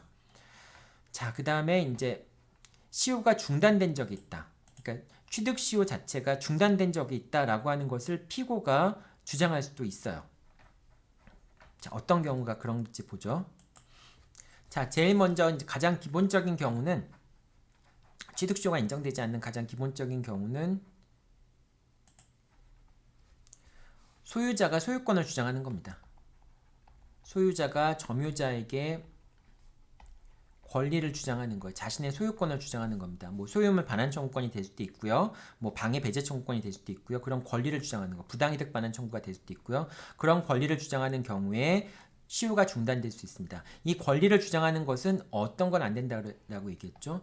권리를 주장한 것만 가지고는 폭력 또는 은비에 대한 점유, 즉 그 평온성과 공연성이라는 추정이 깨어지는 건 아니지만은 자신의 권리를 주장한 것이 시효의 중단 사유는 될 수 있어요. 자, 시효 중단 사유는 될 수 있고요. 다만 공유자 같은 경우에 1인이 건물 철거와 토지의 반환 청구를 재판상 했을 경우에, 그러니까 이제 이렇게 되는 거죠. 토지 위에 건물이 이렇게 있습니다. 건물이 이렇게 있는데 이 토지를 갑과 을이 공유하고 있는 거예요. 갑과 을이 공유하고 있는데 갑만이 이 건물 소유자에게 건물의 철거와 토지의 반환을 청구하는 겁니다. 이거는 이제 보통 이제 공유물에 대한 방해 배제 청구권이나 이런 거 물권적 청구권들은 공유자 단독으로 보존행위로서 할 수 있다라고 얘기를 하죠. 그러니까 갑이 건물 소유자를 상대로 해서 건물 소유자를 병이라고 합시다. 건물 소유자인 병을 상대로 해서 건물의 철거와 토지의 반환을 청구한 경우에는 갑의 지분 범위 내에서 취득시효를 중단시킬 수가 있습니다. 즉 을에 대한 취득시효는 중단되지가 않아요. 그래서 결과적으로 20년이 흘렀다. 20년의 시간이 흘렀다. 그럼 병은 갑에 대해서는 취득시효가 중간에 중단이 됐기 때문에 20년이 흐르더라도 취득시효 완성을 주장할 수 없겠지만은 을에 대해서는 취득시효 완성을 이유로 해서 소유권 이전 등기를 청구할 수 있습니다. 만약에 갑의 지분도 2분의 1이고 을의 지분도 2분의 1이다 라고 한다면은 병은 을에게 취득시효 완성을 원인으로 해서 2분의 1 지분에 대한 지분 소유권 이전 등기를 청구할 수 있게 됩니다. 갑은 자신의 권리를 행사했으니까 갑에 대해서는 그 갑의 2분의 1 지분에 대해서는 지분 소유권 이전 등기를 취득시효 완성을 이유로 해서 지분 소유권 이전 등기를 청구할 수 없게 되겠죠. 자, 이렇게 되고요. 그 다음에 취득시효 기간 중에 소유자가 소유권을 처분하더라도 이건 권리를 행사한 것처럼 보여서 시효 중단 사유가 되지 않을까라고 생각할 수 있는데 취득시효 기간 중에는 소유자가 변경된 것 자체가 취득시효 중단의 효력을 가질 수 없고요. 오히려 소유자가 변경되면은 새로운 소유자가 소유하고 있는 기간 중에 취득시효 기간이 완성되면 그 새로운 소유자한테 취득시효를 주장할 수 있을 뿐이죠.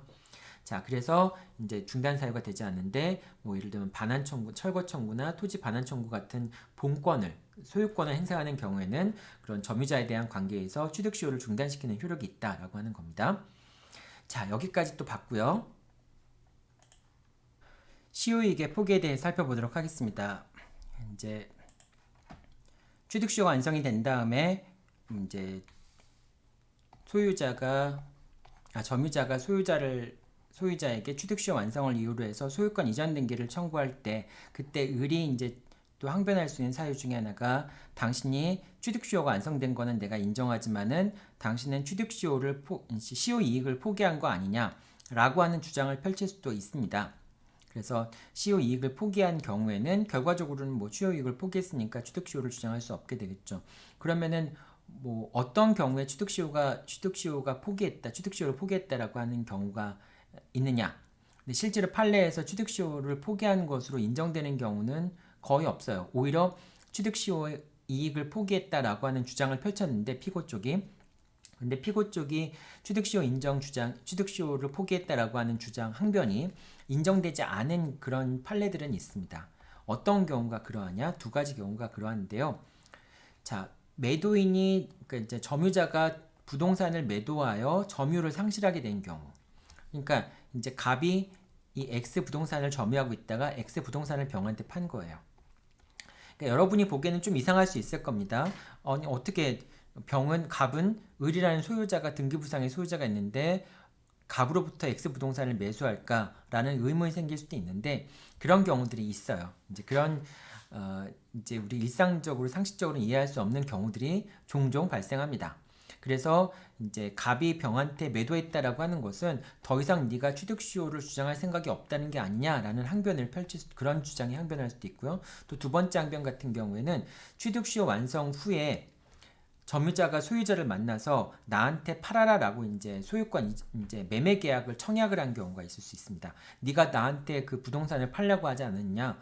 팔라고 했던 이야기는 네가 취득시효를 포기할 생각이니까 팔라고 하지 않은 것이냐라고 하는 것을 항변을 할 수가 있습니다. 을이 이걸 이제 이런 주장을 내세우면서 야, 당신은 그러니까 시효 이익을 포기하는 것이다. 그러니까 소유권 이전 등기를 청구할 수 없다. 이렇게 이제 을이 주장을 하겠죠. 거기에 대해서 이제 법원은 어떻게 판단했냐면은 결과적으로 점유자가 목적물을 제3자한테 팔았거나 또는 점유자가 소유자에게 그 점유 목적물에 대해서 매매 청약을 그랬다고 해서 시효 이익을 포기하는 것으로 볼 수는 없다. 시효 이익 포기의 의사 표시를 한 것으로는 볼 수 없다라고 이제 판단을 했습니다. 그러니까 여러분들이 이 이제 시효 이익의 포기라고 하는 이 항변에 관련해서는 실제로 시효 이익이 포기됐기 때문에 갑의 을에 대한 청구를 기각시키는 경우보다는 을이 시효 이익 포기라는 항변을 했는데 그것이 인정되지 않은 대법원 판결들이 있어요. 보통 이제 그런 것들이 시험 문제에 나오기 쉽겠죠.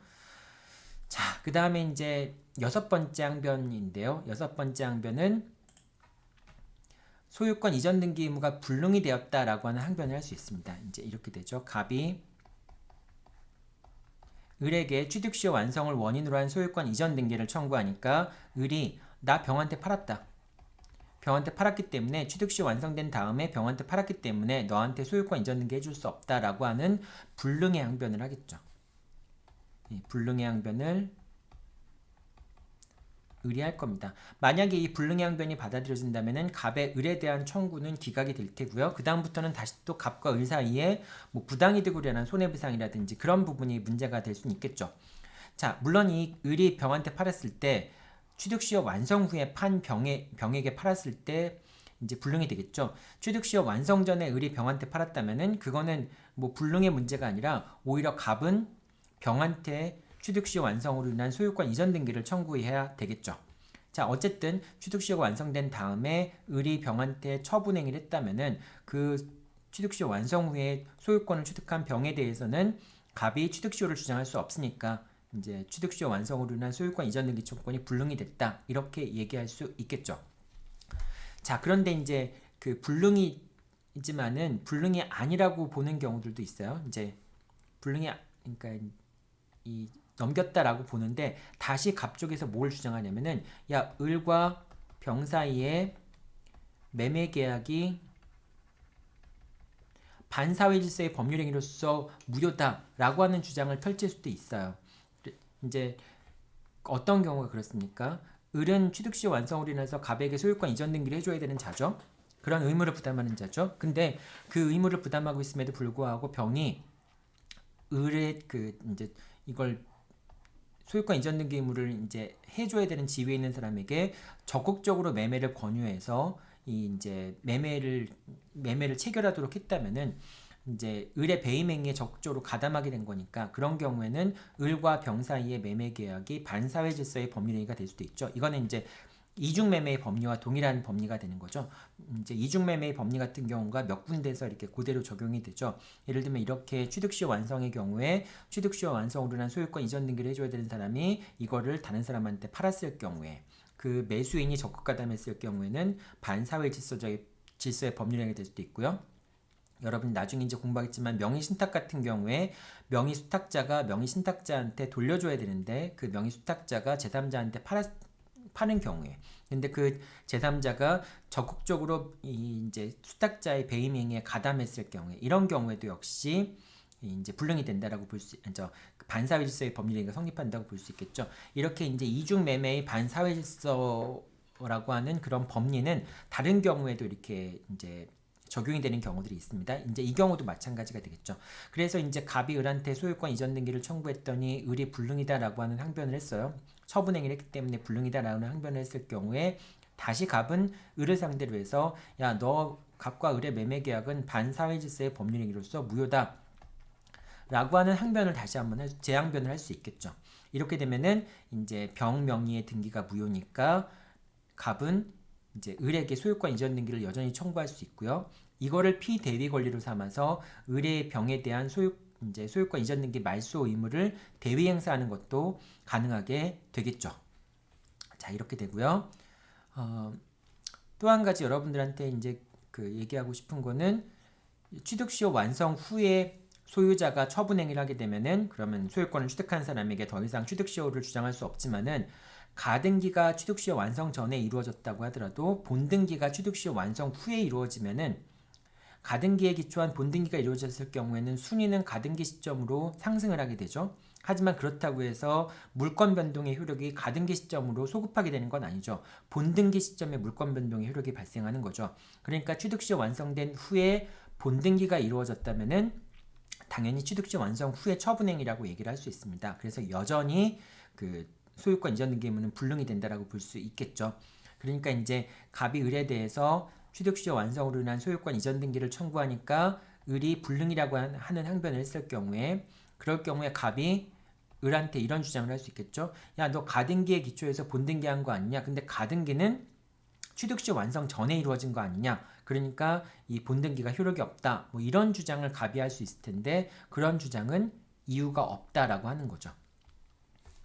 자, 그 다음에 이제 소유권 이전 등기 의무가 불능이 됐을 경우에 이제 을과 병 사이의 매매 계약이 뭐 무효다라고 하는 재항변을 할 수도 있고요.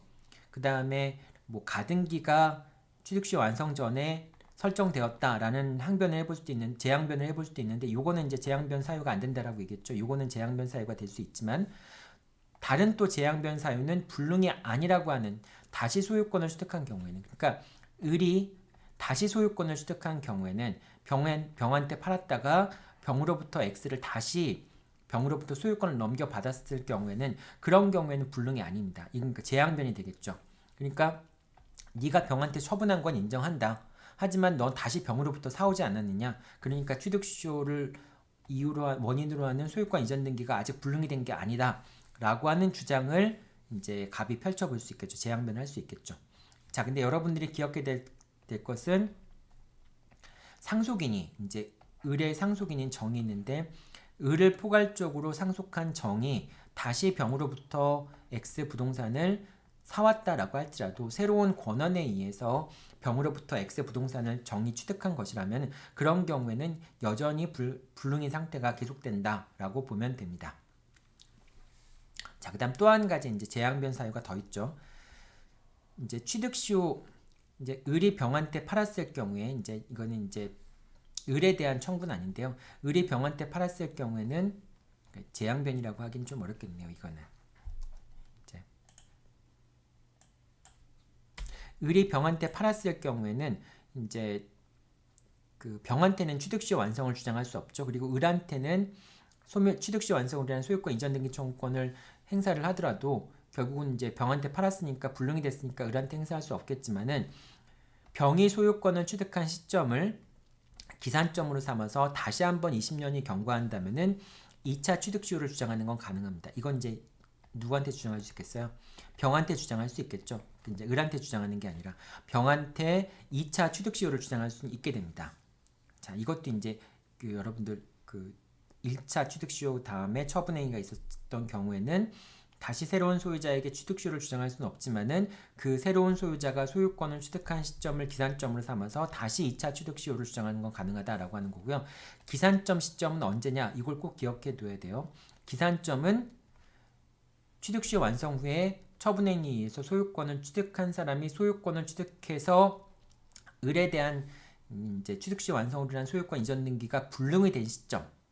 그러니까 병이 소유권을 취득한 시점이 기산점이 되는 겁니다. 점유를 개시한 시점과는 전혀 상관없어요.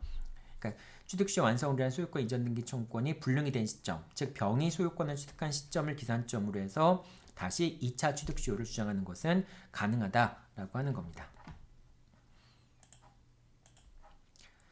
자, 여기까지가 취득시효 완성으로 인한 소유권 이전 등기를 청구하는 경우의 법률 관계들을 이렇게 살펴본 겁니다. 자, 이제는 그 취득시효와 관련된 다른 청구들이 어떤 것들이 있는지를 한번 살펴보도록 하겠습니다. 자, 먼저 취득시효 완성된 다음에는 이제 손해배상을 청구하는 경우가 있어요. 즉, 취득시효가 완성된 사실을 알면서 이제 갑이 점유하고 있는데 을이 소유자가 이걸 이제 병한테 처분한 경우에 더 이상 갑은 을한테 취득시효 완성을 원인으로 한 소유권 이전 등기를 청구할 수 없다라고 얘기를 했잖아요. 근데 그렇게 되는 경우에 을은 이제 책임을 져야 되겠죠. 뭐 자기는 취득시효 완성된 사실을 알았을 텐데 그걸 뭐 모르든지 알든지 어쨌든 제3자한테 처분함으로써 갑의 권리라고 하는 취득시효 완성이라고 하는 그런 이익을 침해한 거잖아요. 따라서 이제 갑은 을한테 불법행위로 인한 손해배상을 청구할 수 있는데 언제나 청구할 수 있는 건 아니고요. 을이 취득시효가 완성된 사실을 알면서도 처분행위를 한 경우에 그렇습니다. 왜냐하면 을은 소유자니까 원칙적으로 소유자가 자신의 소유물에 대한 처분행위를 한 것 자체가 제3자에 대한 관계에서 불법행위가 된다라고 하는 건 말이 안 되잖아요. 다만 취득시효가 완성됐다는 사실을 알면서도 제3자한테 처분행위를 한 것, 그런 경우라고 한다면 그거는 이제 불법행위가 된다라고 볼 수 있겠죠. 자, 이게 첫 번째 이제 불법행위에 관련된 내용이고, 두 번째는 취득시효 완성 후에 설정된 근저당권의 피담보 채무를 점유자가 대신 변제한 경우, 자, 이 경우에는 부당이득 반환 청구 또는 사무관리에 따른 비용 상환 청구를 행사하지 못한다라고 하는 겁니다. 이제 어떤 경우냐면은 취득시효가 완성된 다음에 갑이 병한테 저당권을 설정해 준 거예요. 저당권을 설정해 줬다는 얘기는 을이 병으로부터 금전을 대차했다는 얘기죠. 금전을 빌렸다는 얘기죠. 금전을 빌리고 저당권을 설정해 주었습니다. 근데 이렇게 되면은 나중에 이제 어쨌든 저당권을 설정해 준 상태니까 갑이 을을 상대로 해서 소유권 이전 등기를 청구할 수는 있겠죠. 이제 소유권 이전 등기 저당권이 설정돼도 소유권 이전 등기는 가능하니까 취득시효 완성으로 인한 소유권 이전 등기는 가능하니까 소유권 이전 등기를 청구할 겁니다. 그런데 을이 병한테 이제 채무를 변제하지 못하면은 저당권자인 병이 저당권을 실행시켜 버릴 수 있겠죠. 저당권자인 병이 저당권을 실행시켜 버리면은 결과적으로 경매 절차가 진행이 돼서 제3자에게 뭐 예를 들면 정이라는 사람에게 X가 이제 낙찰되면은, 즉 정의 X의 경매 절차에서 X에 대한 소유권을 취득하게 되면은 결과적으로 갑은 을에게 취득시효 완성으로 인한 소유권 이전 등기를 청구할 수 없게 되는 결과가 돼버리잖아요. 그러니까 비록 이제 을이 채무를 부담하지만 갑의 입장에서는 자신이 점유하고 있는 X에 대한 소유권을 지키기 위해서는 을을 대신해서 병한테 채무를 변제할 수밖에 없겠죠.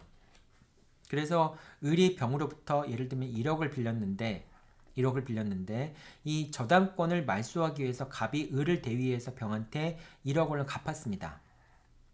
그리고 나서 갑이 을에게 1억 원의 부당이득 반환 청구를 할 수 있겠느냐? 왜냐하면 그 채무는 을의 채무인데 을의 채무를 갑이 대신 갚아준 거잖아요.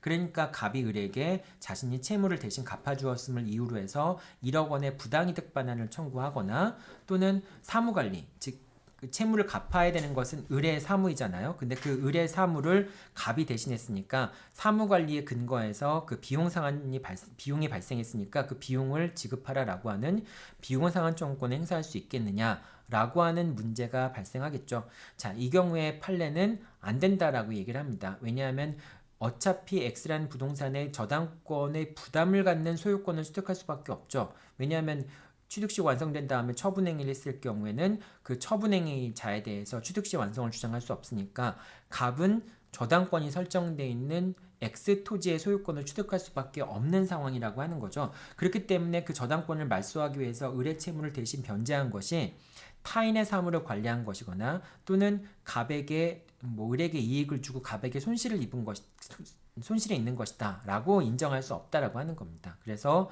이제 이렇게 갑이 취득시효 완성 후에 설정된 저당권의 피담보 채무를 을을 대신해서 대위에서 변제한 경우에 그 대위 변제한 금액에 대해서 부당이득 반환 청구라든지 또는 사무관리에 근거한 비용 상환 청구권을 행사할 수 없다라고 하는 겁니다.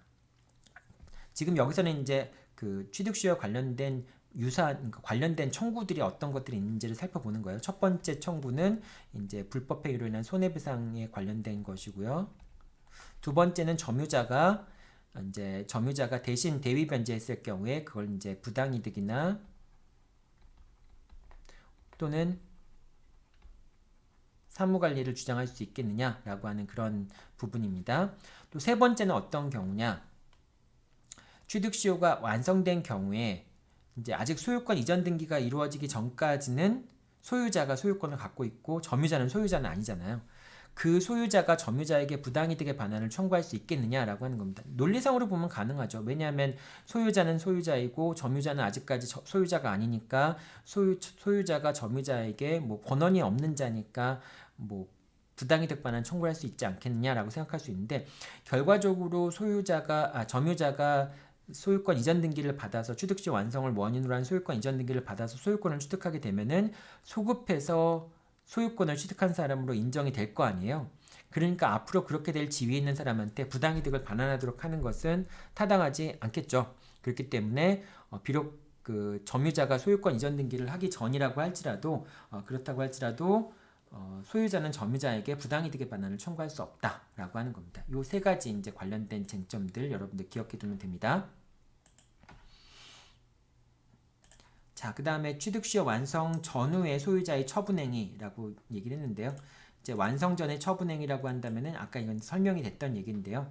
완성된 후에 소유권 이전 등기 마치면은 그 취득시 완성 전에 이루어진 처분행위들은 다 무효가 됩니다. 이제 저당권을 설정했다든지 가등기를 했다든지 그런 건 다 무효가 돼요. 완성 후의 처분행위 같은 경우에는 점유자에 대한 관계에선 유효하고 그 취득시효 완성을 주장하는 점유자는 완성 후의 처분행위에 따른 권리를 취득한 사람에게는 더 이상 취득시효를 주장할 수 없다라고 하는 겁니다. 자, 그 다음에 이제 대상청구권 같은 경우인데요. 대상청구권은 뭐 예를 들면은 이런 경우에 인정이 됩니다. 갑이 있고요. 이제 점유자, 소유자가 됐는데 이제 을이 병한테 팔았어요. 매도를 했습니다. 소유자가 매도를 했어요. 그러면 이제 그 을은 병에 대해서 매매대금을 취득했을 거 아니에요. 그 대신 갑의 을에 대한 소유권 이전 등기 의무가 불능이 됐겠죠. 근데 을의 갑에 대한 소유권 이전 등기 의무가 불능이 되면서 그 대신 을은 매매대금이라고 하는 걸 취득했다라고 볼 수 있겠죠. 그래서 이 매매대금에 대해서 대상청구권을 행사할 수 있는가라는 점이 문제가 되는데 이제 갑이 을에게 취득시 완성으로 인한 권리를 행사하거나 또는 이제 취득시 완성으로 인한 소유권 이전 등기를 청구하게 되면은 그러면은 이제 을이 병한테 팔았다고 해서 파는 경우에 그러면 이제 당연히 불법 행위가 성립할 수도 있겠죠. 하지만은 뭐더 이상 이제 갑이 병에게 취득시 완성 사실을 주장할 수는 없겠죠. 제3자에게 만약에 병이 이제 을과 병 사이의 매매 계약이 반사회질서의 법률행위라고 인정되면 모르겠지만 그렇지 않은 이상은 갑은 병한테 청구를 할 수 없는데 그때 갑은 을한테 불법 행위를 원인으로 해서 소유권 이제 손해배상을 청구할 수도 있겠지만 또 한편으로는 이 매매대금에 대해서 대상청구권 행사해서 이 매매대금을 가져올 수도 있습니다. 두 가지 그거는 갑의 선택이 되겠죠. 다만 이 매매대금에 대해서 갑이 이제 대상청구권 행사하기 위해서는 권리를 행사한 적이 있어야 됩니다. 을에 대해서. 이제 그런 경우에만 대상청구권 행사할 수 있다라고 하는 겁니다. 자, 다음 내용들 보죠. 등기부 취득시효 이제 보겠습니다. 등기부 취득시효 같은 경우에는 등기부상에 이제 소유자로 기재되어 있는 사람이 10년 동안 이제 부동산을 점유한 경우에 평온 공연 선의 무과실로 점유한 경우에는 이제 기간이 짧아지는 대신에 선의 무과실이라는 요건이 추가가 되죠. 소유의 의사로 10년 동안 평온 공연하게 선의 무과실로 이제 점유하고 있는 사람 같은 경우에는 소유권을 취득한다라고 하는 것입니다. 이 등기부 취득시효에 있어서는 이제 몇 가지 여러분들한테 설명을 덧붙이면요. 일단 무과실은 점유에 대한 것입니다. 점유에 대해서 점유를 취득한 것에 대해서 과실이 있냐 없냐라고 하는 걸 따지는 것이고요. 그 다음에 양도인에게 처분 권한이 없음을 알았거나 알 수 있었던 경우에는 이제 과실이 인정되어서 등기부 취득시효가 부정이 됩니다. 선의 무과실해야 되니까요. 그래서 양도인에게 처분 권한이 없음을 알았거나 알 수 있었다는 점이 입증이 되면은 그러면 취득시효가 부정이 됩니다. 자, 그리고 이 등기부 취득시효에서의 등기부 취득시효가 이제 인정되기 위한 등기는 당연히 유효한 등기를 필요로 하는 건 아닙니다. 유효한 등기라고 하면은 뭐 등기부 취득시효가 인정될 필요가 없잖아요. 그래서 유효하지 않은 등기여도 당연히 등기부 취득시효가 인정이 될 수 있습니다. 다만 관할 위반이나 중복 등기 같이 형식적 유효권을 갖추지 못해서 무효인 등기의 경우에는 등기부 취득시효가 인정되지 않습니다. 특히 이제 중복 등기의 경우에는 등기부 그 등기 자체가 형식적 요건을 갖추지 못한 것이기 때문에 중복 등기의 경우에는 등기부 취득시효의 등기로서 인정되지 않습니다. 이게 이제 여기까지가 등기부 취득시효에 관련된 내용입니다. 자, 그리고 마지막으로 이제 한 가지만 더 설명을 할게요. 취득시효 완성, 지금까지는 살펴봤던 것들이 이제 갑이 점유자가 소유자에게 소유권 이전 등기를 청구하는 그런 경우가 있습니다. 갑이 을에게 이게 갑이 점유자이고 을이 소유자인 경우를 지금 대부분 살펴봤죠. 그래서 이제 갑이 취득시효 완성을 원인으로 해서 을에게 소유권 이전 등기를 청구하는 그런 경우를 살펴봤는데 이 반대의 경우도 있어요. 갑이 점유자이고 그 다음에 을이 소유자로서 을이 소유자가 이제 갑에 대해서 반환 청구, 소유물 반환 청구를 하거나 또는 등기의 말소 청구, 등기의 말소를 청구하는 경우들이 있습니다. 이 경우에 등기의 말소 청구나 또는 소유물의 반환 청구에 대해서 항변 사유로서 갑이 취득시효를 주장하는 경우가 있어요. 그러니까 을이 내가 소유자고 네가 점유하고 있으니까 반환을 해라. 또는 내가 소유자고 네 이름으로 등기가 돼 있으니까 등기 말소를 해라. 라고 이제 물권적 청구권, 소유권에 기초한 물권적 청구권을 행사하는 경우에 을이 주장할 수 있는 항변 사유로서 을은 취득시효를 주장하는 경우가 있습니다. 만약에 취득시효가 완성이 됐다라고 한다면은 을은 오히려 갑에게 소유권 이전 등기를 해줘야 될 의무가 있는 사람이니까 반환 청구를 할 수 없고요. 그 다음에 갑 명의의 등기가 무효지만은 갑의 취득시효가 완성이 됐다라고 한다면은 갑 명의의 등기는 실체 관계에 부합하는 등기라고 볼 수 있겠죠. 그렇기 때문에 을은 갑에게 등기의 말소를 청구할 수 없겠죠. 그래서 이렇게 갑이 물권적 청구권 행사하는 경우에 그것에 대한 항변 사유로서 을이 취득시효를 주장하는 경우들도 있습니다. 그럼 이제 그 계속 또 아까 연장선상에서 반복되는 거예요. 그러면은 을이 소유권 이전 등기를 청구했는데 그 소유권 말소 등기를 청구하거나 또는 반환 청구를 했는데 갑이 을한테 취득시효의 항변을 하는 경우에 을이 갑한테 다시 재항변을 할 수 있는 건 뭐예요? 타주점유의 재항변을 할 수 있겠죠. 자주점유의 추정이 깨어졌다는 재항변을 할 수도 있겠죠. 거기에 대해서 갑이 또 어떤 재재항변을 할 수 있어요? 타주점유인 건 맞지만은 그래 타주점유인 건 인정하지만은 자주점유로 전환되었다. 뭐 이런 항변을 할 수도 있겠죠. 또는 이제 을이 갑에게 이제 뭐 반환 청구를 하니까 을이 이제 갑이 을에게 취득시효 완성의 항변을 하고요. 그랬을 때 을이 이제 갑에게 제3자한테 처분했으니까 제3자한테 처분했으면 이제 소유자가 아니니까 그건 안 되겠네요. 이제 이런 식으로 아까 얘기했던 그러니까 취득시효 완성에서 갑이 을한테 이제 소유권 이전 등기를 청구할 때 재항변이 있고 재재항변이 있고 이런 식으로 이제 당사자 간의 공방이 이제 오갔잖아요.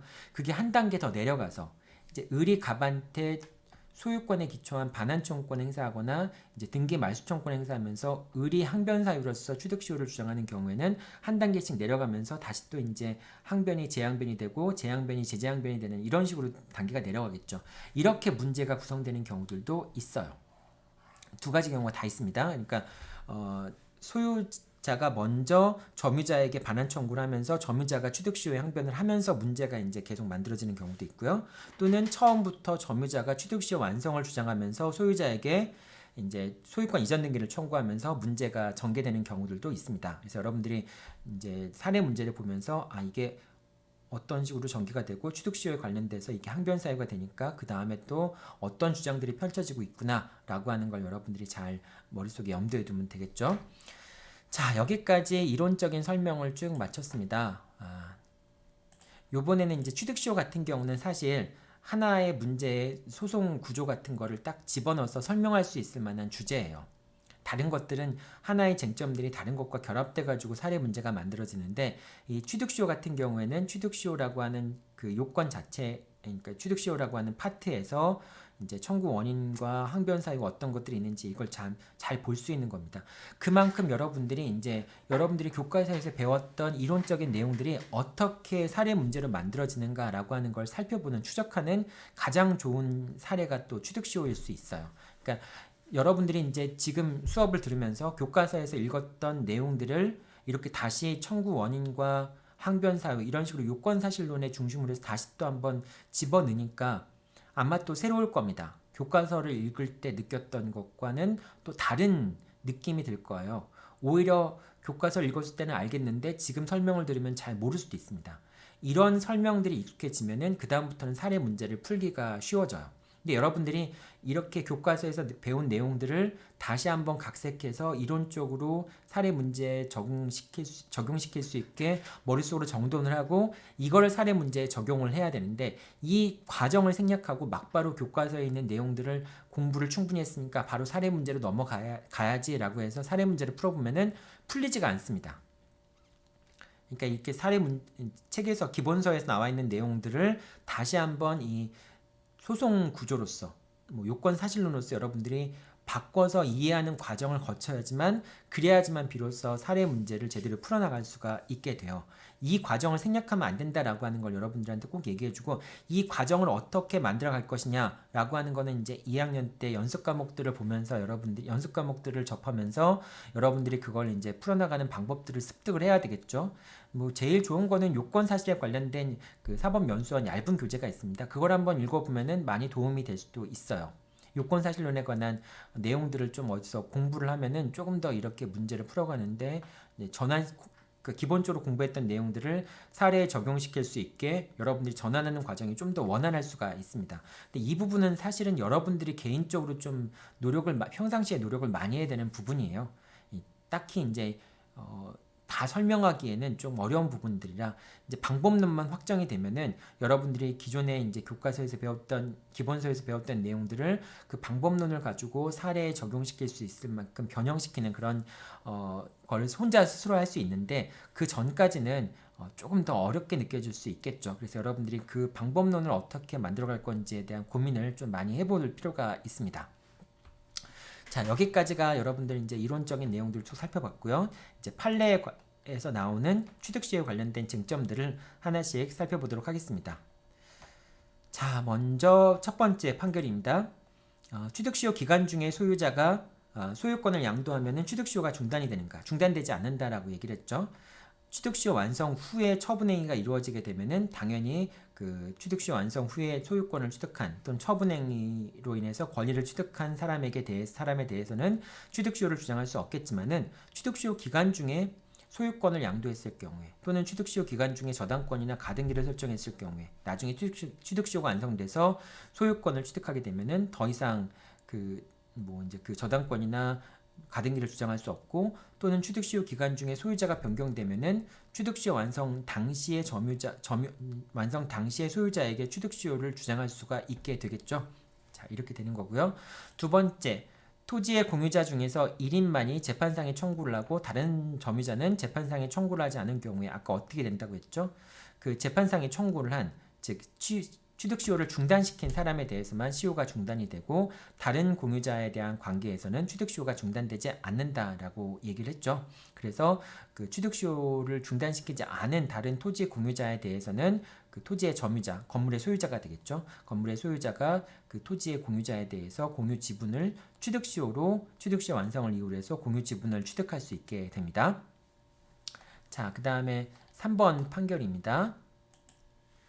3번 판결 같은 경우에는 이제 취득시효가 완성이 됐는데 그걸 이제 항변을 하지 못해서 결과적으로 토지 소유자의 건물 철거와 토지 이제 반환을 청구한 그런 사건이었어요.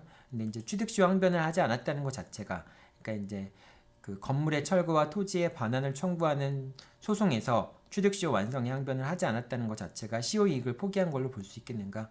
아까도 여러분들 그 수업 내용 중에 살펴봤지만 시효 이익을 포기한다라고 하는 것은 쉽게 인정되는 건 아니었죠. 이것만 가지고는 시효 이익을 포기한 것으로 인정될 수는 없다라고 하는 겁니다.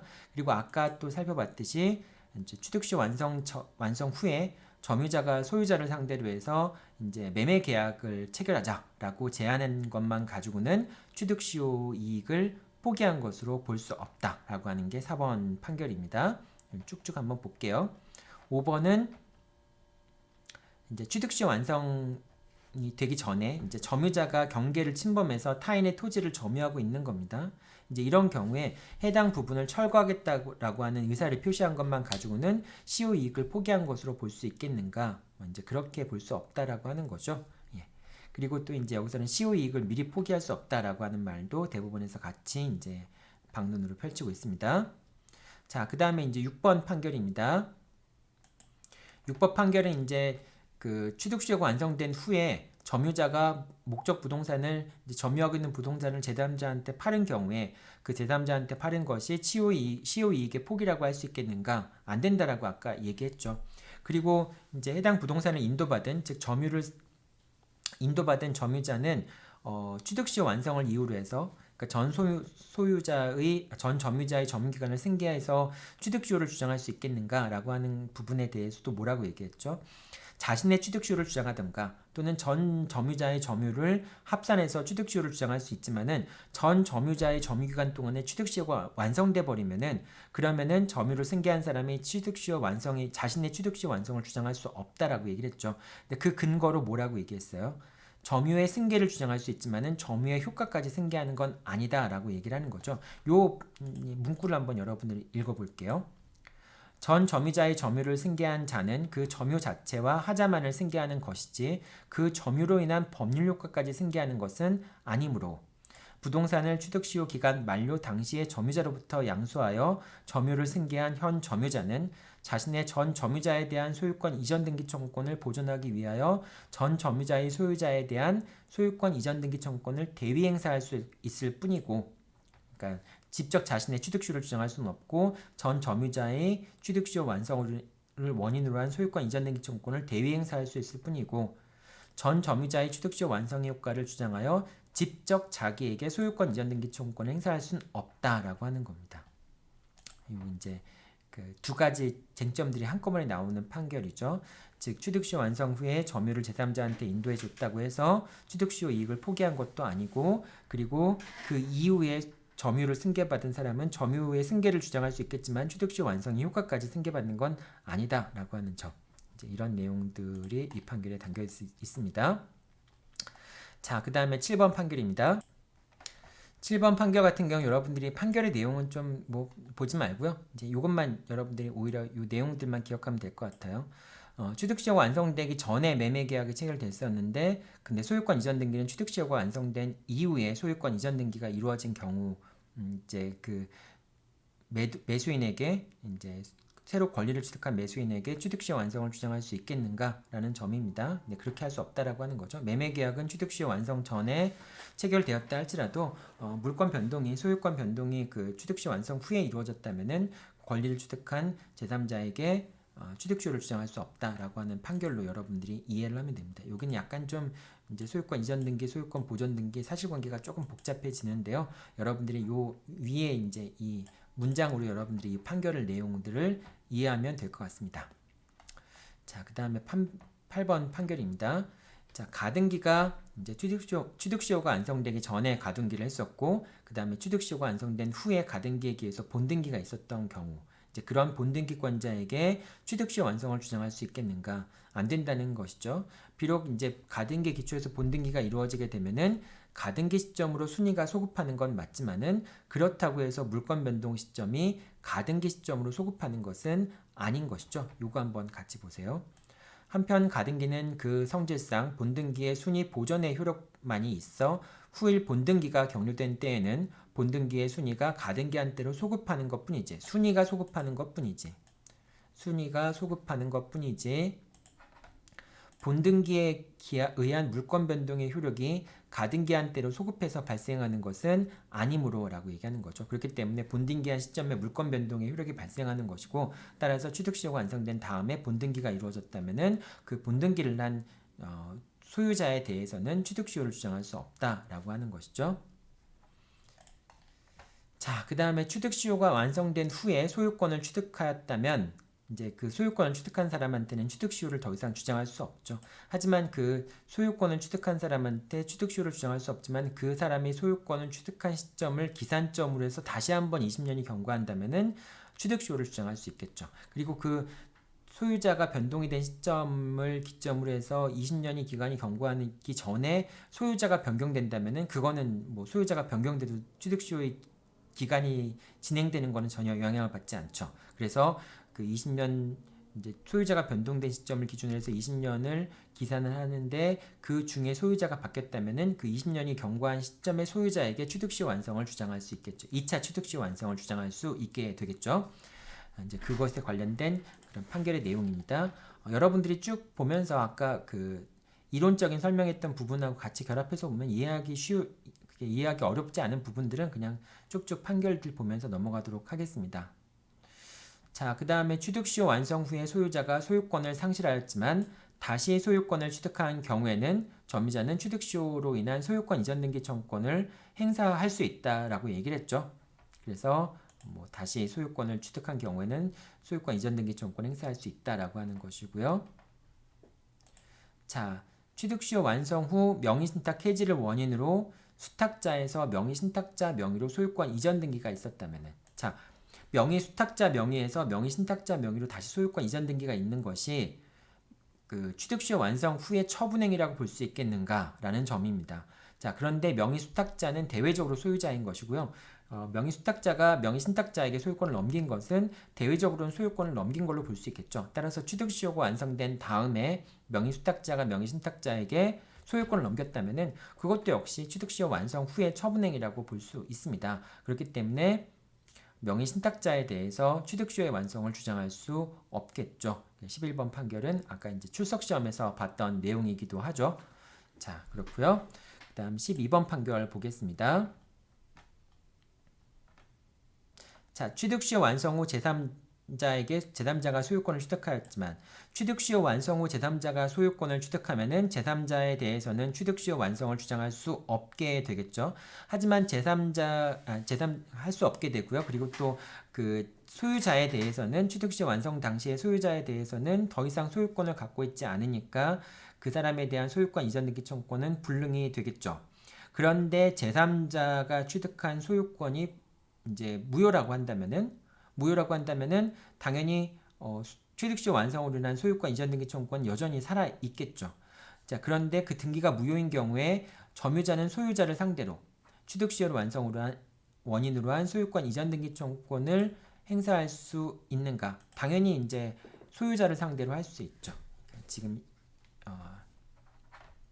다시 한번 설명을 하면요, 좀 반복되는 거긴 하지만은 이제 점유자가 있고요, 소유자가 있을 때 얘가 이제 병한테 처분했다라고 하는데, 그런데 병 명의의 등기가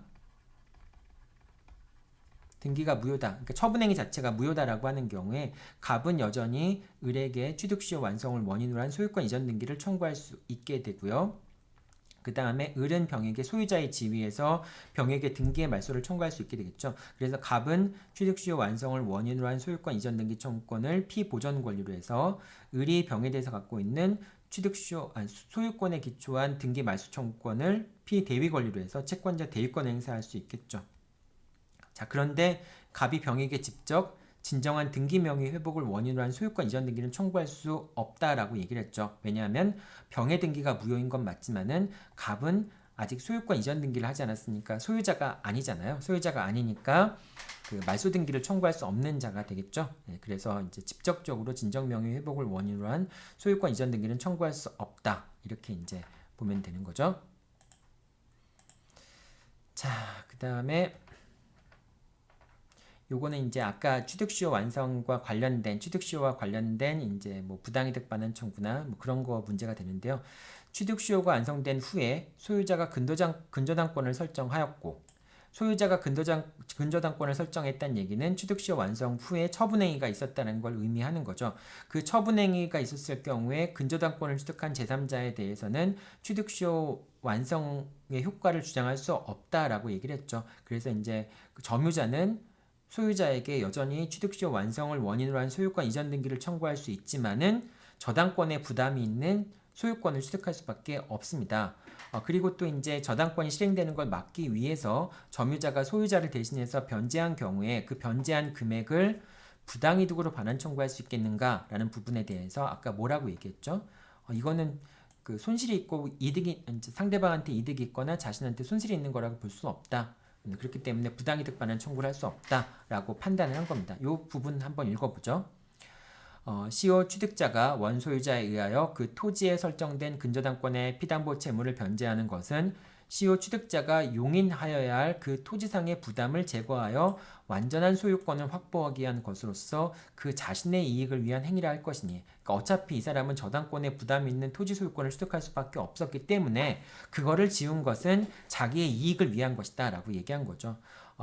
그렇기 때문에 위 변제액 상당에 대하여 원소유자에게 대위 변제를 이유로 구상권을 행사하거나 부당이득을 이유로 그 반환 청구권을 행사할 수는 없다라고 하는 겁니다. 이제 이건 그 아까 그 이제 취득시효와 관련된 여러 가지 부당이득이나 불법행위 청구에 관련된 내용들에 대해서 하나 살펴봤던 내용들이죠. 자, 다음 판결 보도록 하죠. 자, 첫 번째 이제 지금은 이제 부당이득 반환, 아까는 오히려 이제 불법행위 부분을 먼저 살펴보긴 했는데요. 취득시효 완성 후에 소유자가 처분행위를 하게 되면은 그 처분행위는 만약에 그 소유자가 취득시효 완성 사실을 알면서도 처분행위를 한 경우에는 그거는 점유자에 대한 불법행위가 될 수 있다라고 얘기를 했죠. 자, 한번 보죠. 취득시효 완성 후에 소유자에 대한 소유자의 처분행위는 점유자에 대한 불법행위에 해당하는가? 안 경우에 취득시효 완성 사실을 안 경우에 처분했다면은 불법행위가 될 수 있습니다. 그럼 어떤 경우에 알았다고 볼 수 있겠느냐? 이제 그거는 사실관계 인정 문제이기 때문에 사안마다 좀 달라요. 여러분들 그래서 사안을 읽어보면은 어떤 경우에는 이제 알았다고 볼 수 있는 알았다고 인정되는 경우도 있고요. 또 어떤 경우에는 알았다고 인정되지 않은 경우들도 있어요. 근데 그 경우들이 잘 살펴보면은 좀 통일되지 않았다라는 생각이 들기도 합니다. 결과적으로 이거는 이제 사실 인정의 문제이기 때문에 통일적인 설명을 할 수는 좀 없을 것 같아요. 어쨌든 한 가지 확실한 거는 알은 상태에서 알고 있는 상태에서 처분했다면 불법행위가 성립하고 모르고 처분했다면 불법행위가 성립하지 않는다라고 하는 것이죠. 자, 그 다음에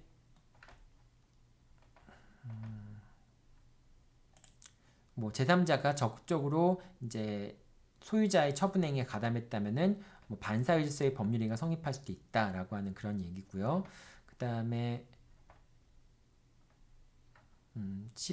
16번 판결 같은 경우에는 뭐 취득 취소 사실을 알 수 없으므로 원칙적으로는 불법행위가 성립하는 것은 아니다라고 얘기를 하는 거죠. 요걸 한번 보세요, 여러분들. 알았다고 하는 것이 그냥 무작정 인정되는 건 아니에요. 부동산의 소유자가 그 부동산을 처분하기 위하여 먼저 그 부동산을 점유하고 있는 사람을 상대로 그 인도를 구하는 소송을 제기하여 이를 진행하고 있던 중에 상대방이 취득시효에 항변을 한다거나 반소를 제기했다는 것만으로는 부동산 소유자가 상대방의 취득시효 사실, 시효 취득 사실을 알았다고 할 수 없다. 그러니까 이제 소유자가 점유자를 상대로 해서 반환 청구를 하니까 그 반환 청구에 대해서 점유자가 취득시효에 항변을 했다라고 하는 것만 가지고는 이 소유자가 취득시효 완성의 사실을 알았다고 볼 수 없다라고 하는 거죠. 그리고 뭐 이 사안에서는 물론 이제 그 반소 청구가 기각이 된 취득시효를 원인으로 한 반소 청구가 기각이 됐기 때문에 취득시효가 인정됐다라고 보기 어려운 측면이 있긴 있지만은 어쨌거나 상대방이 소송상 제기했다는 것만 가지고는 이제 소유자가 취득시효가 완성됐다라고 하는 걸 안 것으로 볼 수는 없다라고 얘기를 합니다. 이렇게 보면은 어떤 경우에 알았다고 인정될 수 있을까 되게 약간 좀 의아해할 수밖에 없는 상황이죠. 그러니까 여러분들은 이 사실관계에 너무 집착하지 말고요. 그냥 포괄적으로 알았다고 인정될 수 있는 경우에는 점유자에 대한 관계에서 불법행위가 성립할 수 있고 그 다음에 몰랐다고 인정되는 경우에는 처분한 것이 불법행위는 아니다. 여러분들이 이렇게 생각하면 될 것 같습니다. 자, 그 다음에 17번 이제 대상청구권을 행사할 수 있느냐라는 거에 대해서 아까 어떻게 얘기했죠? 취득시효가 완성된 후에 소유자가 부동산을 매도했다면은 대상청구권이 인정되는가라는 부분에 대해서 이제 점유자가 소유자에 대해서 취득시효 완성 사실을 주장했다거나 또는 취득시효 완성으로 인한 소유권 이전 등기 청구권을 행사한 경우에는 그런 경우에는 소유자가 처분했을 경우에 뭐 이제 소유자가 알고 있기 때문에 손해배상을 청구할 수도 있지만은 그 소유자가 취득한 매매 대금에 대해서 대상 청구권을 행사할 수도 있다라고 하는 것이죠. 그게 이제 17번 판결입니다. 여러분들이 판결 내용들은 쭉 한번 읽어보면 될 것 같아요. 자, 그 다음에 아까 그 취득시효 완성의 효과는 소급효가 있다라고 얘기를 했죠. 그렇기 때문에 비록 점유자에게 소유권 이전 등기가 격려되지 않았다 할지라도 맞춰지지 않았다 할지라도 소유자가 점유자를 상대로 해서 취득시효가 완성된 상태의 점유자를 상대로 해서 부당이득의 반환을 청구할 수는 없다라고 하는 그런 내용입니다. 18번 판결은 이것도 여러분들이 이제 읽어보면 될 것 같고요. 등기부 취득시효 같은 경우에는 평온 공연하게 이제 선의 무과실로 소유의 의사로 10년간 점유하는 경우에는 등기부 취득시효가 인정이 되는데 그때 무과실이라고 하는 것은 이제 등기에 관한 것이 아니고 점유에 관한 것이라고 얘기를 합니다.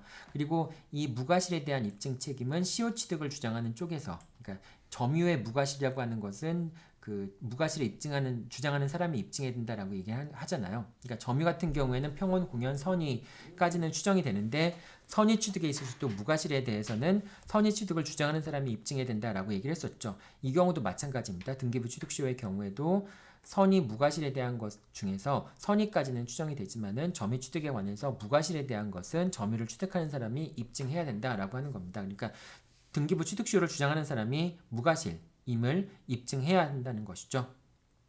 무과실이라는 걸 입증하는 것은 조사를 충분히 했더라도 그 사람이 이제 처분 권한이 없다라고 하는 점을 뭐 알 수 없었다라고 하는 거. 그러니까 당연히 등기가 유효한 등기를 받았으면 그거는 유효하게 권리를 취득하는 건데 전 이제 양도인의 점유 같은 것들이 처분 권한이 없는 상황에서 받은 경우에 그런 경우에 이제 나의 이제 등기부 취득시효를 주장할 수 있을 경우에 내가 그때 전 점유자에게 권한이 있다라고 하는 것을 믿었다. 네, 충분히 내가 살펴봤다. 과실이 없다라고 하는 점을 이제 등기부 취득시효를 주장하는 사람이 입증해야 한다는 것이죠. 그래서 이제 여기서는 두 가지 여러분들 등기부 취득시효에서 무과실이라고 하는 것은 점유에 관한 것이고 그 무과실에 대한 입증 책임은 등기부 취득시효를 주장하는 사람이 입증해야 한다라는 것 기억해 두면 되고요. 자, 그 다음 마지막 판결입니다. 그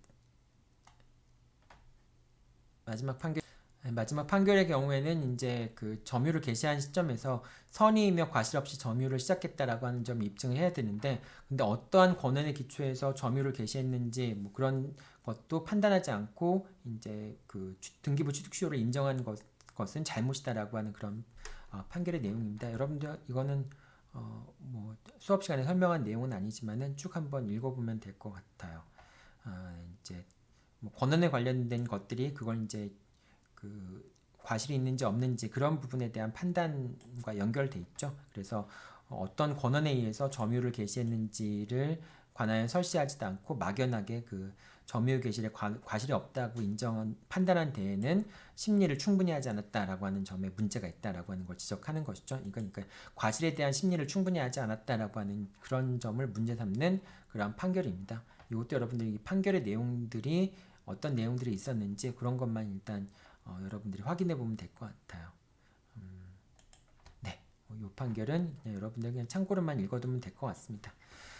자, 오늘은 이제 그 개별적인 설명 내용들이 꽤 많았죠. 취득시효는 단골처럼 등장하는 이제 주제입니다. 그래서 문제에서 사례 문제도 많이 나오고 또 객관식 문제에서도 많이 나오죠. 그리고 특히 이제 이 취득시효에 관련된 얘기들, 뭐 이제 이론적인 설명을 하면서 앞에 점유에 관련된 얘기도 설명을 했지만은 그 점유 앞에 태양 같은 경우가 취득시효와 같이 결합되는 부분들이 있습니다. 그래서 점유에 관련된 내용들을 군데군데 간단하게 설명하긴 했지만은 사실은 그 점유에 관련된 내용과 취득시효에 관련된 내용은 밀접하게 연관되어 있기 때문에 두 가지 설명 내용들을 잘 결합시켜서 여러분들이 이해를 하고 있어야 됩니다. 그리고 특히 이제 당사자가 많이 나오는 경우들이 있기 때문에 취득시효 같은 경우도 이제 제3자한테 처분하면은 꼭 한 3당사자가 나오거나 4당사자가 나오는 경우들이 많아요. 그 당사자가 3명이나 4명인 경우들이 많아요. 근데 당사자가 한 명 늘어날 때마다 문제가 엄청 복잡해지죠.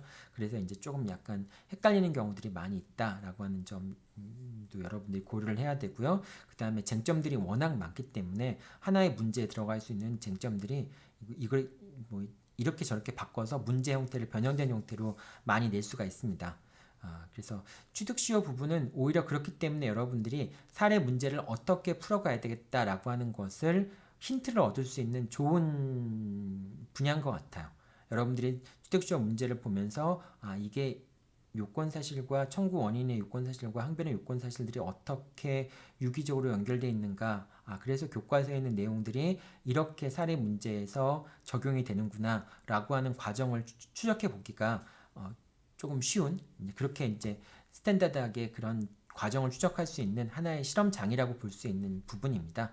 그래서 여러분들이 다른 부분에서도 이제 그 다른 부분은 이렇게 취득시효처럼 독립되어 있는 그런 느낌들이 별로 아니라 좀 약간 정말 다 오픈돼 있어가지고 여기저기서 막 쟁점들을 끌어와야 되는 건데, 취득시효는 그래도 뭐 다른 데서 끌어오긴 하지만은 이 안에 쟁점들이 다 머물러 있는 경우들이 많이 있죠. 그래서 그것들이 사례에서 어떻게 적용되는지 여부들을 여러분들이 잘 관찰하면은 다른 쟁점에서도 사례 문제들을 어떻게 풀어가야 되는지에 대한 단서들을 얻을 수 있을 거라고 생각이 돼요.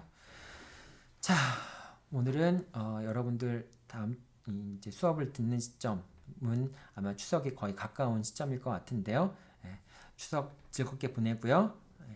뭐 연휴 기간이 기니까 또 신나게 또 쉴 수 있을 때는 신나게 쉬고 재밌게 놀고요. 코로나 때문에 또 재밌게 놀 수는 없겠지만은 그래도 즐겁게 보내고, 또 남은 시간들은 그동안 밀렸던 공부들도 좀 보충하는 그런 시간을 보내기 바랍니다. 여러분들은 어쨌든 변호사 시험을 준비하는 수험생들이에요. 3년 동안은 고3처럼 생활을 해야 됩니다. 여러분들 고3 때 기억을 떠올리면서 시간이 많다고 해서 조금 나태하게 생각하거나 그러지 말고요. 쉴 때는 충분히 쉬지만은 또 늘 그 긴장감을 갖고 이제 공부를 해 나가야 되겠죠. 그리고 특히 여러분들 면담을 해보면은 아직까지 10시간 공부하는 것을 목표를 달성하는 학생들이 많지 않은 것 같아요. 근데 내가 늘 얘기하지만 10시간이라고 하는 시간을 여러분들한테 그냥 뭐 과장해서 얘기하는 그런 게 아니에요. 10시간이라고 하는 공부 시간이 안 되는 경우에는 최소한 여러분들이 나중에 이제 그 변호사 시험을 볼 때 그 전 기수들이랑 같이, 전 기수에서 한 절반 정도가 떨어지니까 그 사람들이랑 같이 경쟁을 해야 되잖아요. 근데 그 전 선배들이랑 경쟁을 할 때 더 어려운 상황에 놓일 수도 있다라고 하는 얘기입니다. 이거 좀 너무 여러분들한테 좀 이렇게